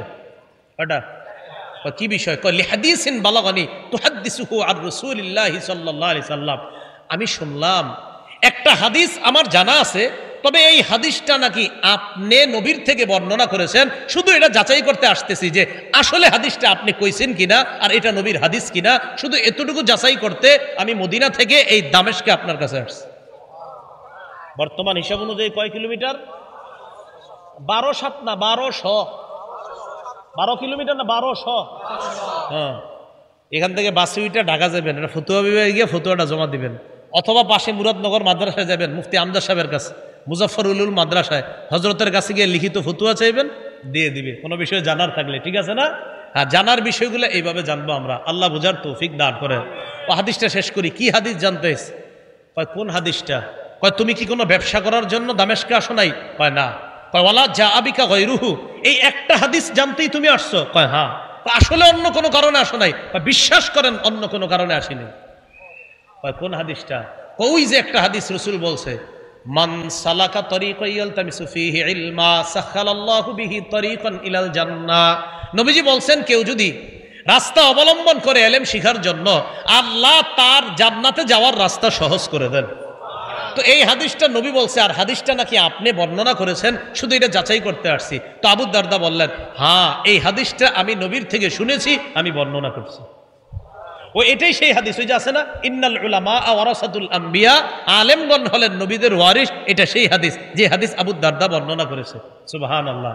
কি বুঝাইতে চাইলাম, কিছু বিষয় যেগুলো জানার আর কি, এগুলো আমরা আসলে বিভিন্ন প্রতিষ্ঠান কেন্দ্রিক জানলে বিষয়গুলো সহজ হয়। তখন আর দেখবেন আলেমে আলেমে ইউটিউবে আর মারামারি হবে না ইনশাআল্লাহ। আল্লাহ বুঝার তৌফিক দান করেন। কোন জায়গায় ছিলাম?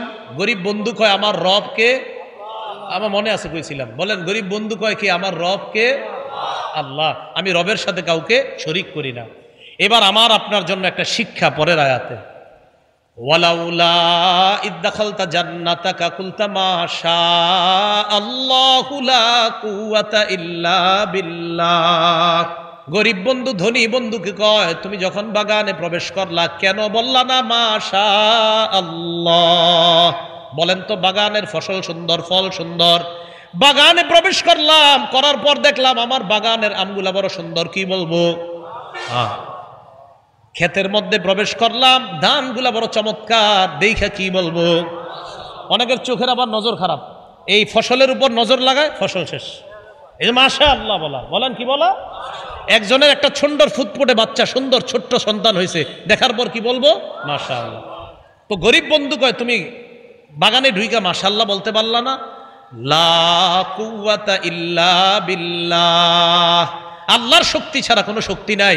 আমার এই ফসল দেওয়ার শক্তি আল্লাহর, আমার এই বাগানে আম দেওয়ার শক্তি আল্লাহর, আমার বাগানে লিচু দেওয়ার শক্তি আল্লাহর। তুমি যখন তোমার বাগানে ঢুকবা এটা তুমি বলতে পারলা না, তো এটা গরিব বন্ধু ধনীকে শিখাচ্ছে, বাকি আমরা শিখে নিলাম। আমাদের যে কোনো নেয়ামত দেখলে আমরা বলবো, সবাই বলেন কি বলবো? আর যদি আরেকটু বাড়ায় এখন সমস্যা হবে না, লা কুওয়াতা ইল্লা বিল্লাহ বললে হবে, সমস্যা নেই। কোরআনে আয়াত তো যে মাশা আল্লাহ লা কুওয়াতা ইল্লা বিল্লাহ, আল্লাহ যা চান তাই হয়, লা কুওয়াতা ইল্লা বিল্লাহ, আল্লাহর শক্তি ছাড়া কিছুই হয় না, ঠিক তো? এবার গরিব বন্ধু ধনী বন্ধুরে কয়, ইন তারানি আনা আকাল্লা মিনকা মালাহু ওয়া ওয়ালাদা। তুমি যদিও দেখতেছো আমার সম্পদ কম, সন্তান কম, আমার জনবল কম, ধনবল কম, যদিও তুমি বাহ্যিকভাবে এটা দেখতেছো, তবে মনে রাখো, আসা ফাসা রব্বি আই উতিয়ানি খায়রাম মিন জান্নাতিকা। আমার আশা, আমার রব আমাকে তোমার এই বাগানের চাইতে আরো উত্তম বাগান দান করবেন। গরিব বন্ধু কয়, তোমার চোখে আমার সম্পদ কম, আমার জনবল কম, তবে আমার আশা, আসা রব্বি আই উতিয়ানি খায়রাম মিন জান্নাতিক, তোমার এই বাগানের চাইতে উত্তম বাগান আল্লাহ আমাকে দান করবেন। আর আও ইউরসিল আলাইহা হুসবানাম মিনাস সামাই ফাতুসবিহা সাঈদান জালাকা। অথবা ওই বাগানের উপর রাতের বেলা আসমান থেকে কোনো গজব আসবে, আসার পর ফাতুসবিহা সাঈদান জালাকা, তোমার বাগানটা কেমন হবে জানো? সাঈদা, ভূমি হয়ে যাবে, জালাকা, তরুহীন ভূমি, উদ্ভিদ টুদ্ভিদ। এই যে ফসল আজকে দেখতেছো, এমন হতে পারে সকালবেলা একটা ফসলও তুমি পাইবা না। আও ইউসবিহা মাউহা গাওরা, অথবা তোমার ওই বাগানের মধ্যে থাকা যে পানিগুলা, এই পানি শুকায়া যাবে, এমনও হয়ে যেতে পারে। ফালান তাসতাতিআ লাহু তালাবা, পানি আর তালাশ করেও তুমি খুঁজে পাইবা না, এই পানি তালাশ করার জন্য আর কিছু পাইবা না। মুফতি তাকি উসমানী হাফিজাহুল্লাহ, আল্লাহ তার হায়াতে বরকত দান করেন, হযরত এই আয়াতের অনুবাদ করেছেন, অথবা তোমার জমিনের ওই পানি ভূগর্ভে বিলীন হয়ে যাবে, যে পানিটা আছে এটা জমিনের নিচে চলে যাবে, তুমি পাবা না। আর আমাদের বাংলাদেশের মহিউদ্দিন খান সাহেব অনুবাদ করছেন, অথবা তার জমিনের পানি শুকিয়ে যাবে। তাকি সাহেবের অনুবাদটাও চমৎকার, হযরত অনুবাদ করছেন উর্দু, আর কি এটার বাংলাটা এমন যে অথবা তোমার জমিনের পানিটা ভূগর্ভে বিলীন হয়ে যাবে, তোমার পানি আল্লাহ চাইলে এই পানি আরো নিচে নিয়ে তোমার জমিনের পানি আল্লাহ শুকাইয়া দিবে, এটা আল্লাহ পারেন। তখন কি হবে? তোমার জমিন ধ্বংস হয়ে যাবে। ধ্বংস হওয়ার পর কি হবে? বিপদে পড়ে যাবা। এরপরে কি হয় দেখেন, ওয়া উহিতা বিসামারি, তার ফসল সব ধ্বংস হয়ে গেল, বলেন নাউজুবিল্লাহ। এবার আগের কথা আসেন, সে কি বলছিল? 1 নাম্বার, আমার এই ফসল কখনো ধ্বংস। 2 নাম্বার, আমি মনে করি না কখনো কিয়ামত হবে, এটা আমি মনে করি না। 3 নাম্বার, রবের কাছে গেলেও বেশি পাবো। তো প্রথমটাই তো শেষ, এর না বলে জমিন ধ্বংস হবে না। এখন সকালবেলা কি করতেছে? আমার দিকে তাকান, ফাসবাহা ইউকাল্লিবু কাফাইহি আলা মা আনফাকা ফিহা, হাত কসলাইতেছে এভাবে, এভাবে সকালবেলা। ফাসবাহা ইয়াকাল্লিবু কাফাইহি আলা মা আনফাকা ফিহা, জমিনের উপর যত টাকা খরচ করছে এই টাকার উপর আফসোস করে এইভাবে হাত কসলাইতেছে। কারণ আপনারা 1-2 লাখ টাকা খরচ করে ফেলছেন, 5-10 লাখ টাকা এখন খরচ করছে, এখন ফসলগুলা পাবে, তখন আফসোস করতেছে, হায় হায় কত কিছু দিলাম এই জমিনের মধ্যে, এখন দিয়ে কিছুই নাই। তো আল্লাহ বলে ফাসবাহা ইয়াকাল্লিবু কাফাইহি আলা মা আনফাকা ফিহা, হাত কসলাইতেছে সকালবেলা, কসলাইতে কসলাইতে কি বলে দেখেন, ইয়া লাইতানি লাম উশরিক বিরব্বি আহাদা ওয়াহিয়া খাবিয়াতুন আলা উরুশিহা ওয়া ইয়াকুলু ইয়া লাইতানি লাম উশরিক বিরব্বি আহাদা। হাত কসলাইতে কসলাইতে বলে আল্লাহ আমার সব শেষ, তাকায় দেখে জমিন নাই, তাকায় দেখে খেজুর গাছ নাই, তাকায় দেখে পানি নাই, তাকায় দেখে জমিন নাই, এমনকি যেই জায়গায় বসতো তাকায় দেখে ওই জায়গাটাও নাই। হাত কসলায় কসলায় কয় ইয়া লাইতানি লাম উশরিক বিরব্বি আহাদা, হায় রবের সাথে যদি শিরিক না করতাম, রবরে যদি বিশ্বাস করতাম, কেমন যদি বিশ্বাস করতাম, তাহলে তো আমার এই অবস্থা হতো না। কথা কি বুঝে আসছে সবার? তাহলে আল্লাহ ওই ধনী কাফের আর গরিব সাহাবী ইমানদারদের থেকে কোথায় আসছে আলোচনায় দেখেন। হাবিব আপনি তাদেরকে শোনান, আমি আল্লাহ চাইলে এই ধনীর সব কিছু দুলিশাত করে দিতে পারি, এমনকি তার বাগানের মধ্যে সে সেখানে বসতো, যে বাড়িঘরের মধ্যে বসতো তার একটা সুন্দর বাড়ি থাকতে পারত, তার বাড়ির ছাদ ছিল, এই সব সহ আমি আল্লাহ ধ্বংস করি। জানেন ধ্বংস করার পর কেমন হয়? আরেকটা দৃষ্টান্ত দেন তাহলে এটা বুঝে আসবে। কি? একটু পরে আল্লাহ একটা দৃষ্টান্ত দিচ্ছে, ওয়াদরিব লাহুম মাসালাল হায়াতিদ দুনিয়া কামাইন আনজালনাহু মিনাস সামাই মাআ ফাখতালাতা বিহি নাবাতুল আরদি ফাসবাহা হাশীমান তাজরুহুর রিয়াহ। নবী আপনি দৃষ্টান্ত বর্ণনা করেন পার্থিব জীবনের সৌন্দর্যতা কেমন। কয় পার্থিব জীবনটা এমন, আমার আপনার জীবনটা এমন। কয় কেমন? আসমান থেকে পানি নাজিল করলাম, নাজিল করার পর এই পানির সাথে জমিনের কিছু উদ্ভিদ মিলিত হয়েছে, হওয়ার পর এই উদ্ভিদগুলা ঘাসগুলা একটু মোটা তাজা হয়েছে, ঘন হয়েছে। হওয়ার পর ঘনটা কি সবসময় থাকে না এক পর্যায়ে চিটা হয়? চিটা হয়ে যায়।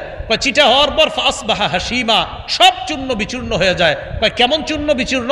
তাজরুহুর রিয়াহ, বাতাসও উড়ায় নেওয়া যায়। এক সময় ছিল কত উৎফুল্ল, এই মোটা মোটা হয়ে গেছিল ঘন, এক পর্যায়ে চিটা হয়ে যায়, বাতাস উড়িয়ে নিয়ে যায়। বান্দা তোমার একটা ছোটকাল ছিল, নাতিষ্ণ, তুমি নাদুস নুদুস ছিলা, মা বাবা খুব আদর করছে, একটা সময় বড় হইলা, মনে করতেছে এই যৌবন শেষ হবে না, না একটা সময় আমি তোমারে বুড়া বানায় দিতে পারি, একটা সময় তোমারে শেষ করে দিব। তোমার দৃষ্টান্ত ওই যে চিটা শেষের দিকে, এটার মতো। এই চিটা যেমন শেষ, তুমিও শেষ হবা, হ্যাঁ ইমান থাকলে তুমি সফল কাম। এটা আল্লাহ বুঝাইতেছেন। তো আল্লাহ বলে ওয়াকান আল্লাহু আলা কুল্লি শাইইন মুকতাদিরা, আল্লাহ সব বিষয়ের উপর ক্ষমতাবান। এবার আল্লাহ ফিনিশিং দিচ্ছেন, আল মালু আল বানুনা জিনাতুল হায়াতিদ দুনিয়া।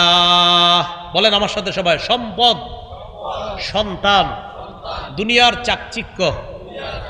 সন্তান, সম্পদ, ক্ষণস্থায়ী। এবার আমার সাথে বলেন, ক্ষণস্থায়ী সম্পদ, ক্ষণস্থায়ী সন্তান, দুনিয়ার সৌন্দর্য। কি সুন্দর করে আল্লাহ কয় দেখেন, ওয়াল বাকিয়াতুস সালিহাত, চিরস্থায়ী নেক আমল। বলেন চিরস্থায়ী নেক আমল তোমার রবের কাছে উত্তম। তাহলে এবার প্রথম থেকে বলেন, বলেন ক্ষণস্থায়ী সন্তান, ক্ষণস্থায়ী সম্পদ, দুনিয়ার কিছুদিনের সৌন্দর্য, চিরস্থায়ী নেক আমল, চিরস্থায়ী আখিরাতের সৌন্দর্য। তাহলে সন্তান, সম্পদ, চিরস্থায়ী দুনিয়ার সৌন্দর্য। সন্তান, সম্পদ, ক্ষণস্থায়ী দুনিয়ার সৌন্দর্য, নেক আমল, চিরস্থায়ী আখিরাতের সৌন্দর্য। এটা আল্লাহ ফিনিশিং দিচ্ছেন, আল মালু আল বানুন জিনাতুল হায়াতিদ দুনিয়া। সন্তান, সম্পদ, পার্থিব জীবনের চাকচিক্য। ওয়াল বাকিয়াতুস সালিহাত খায়রুন ইনদা রাব্বিকা সাওয়াবা, নেক আমল অবশিষ্ট যেগুলা থাকবে এগুলা তোমার রবের কাছে অতি উত্তম প্রতিদানে। ও খায়রুন আমালা, আশার দিক থেকে অধিক উত্তম।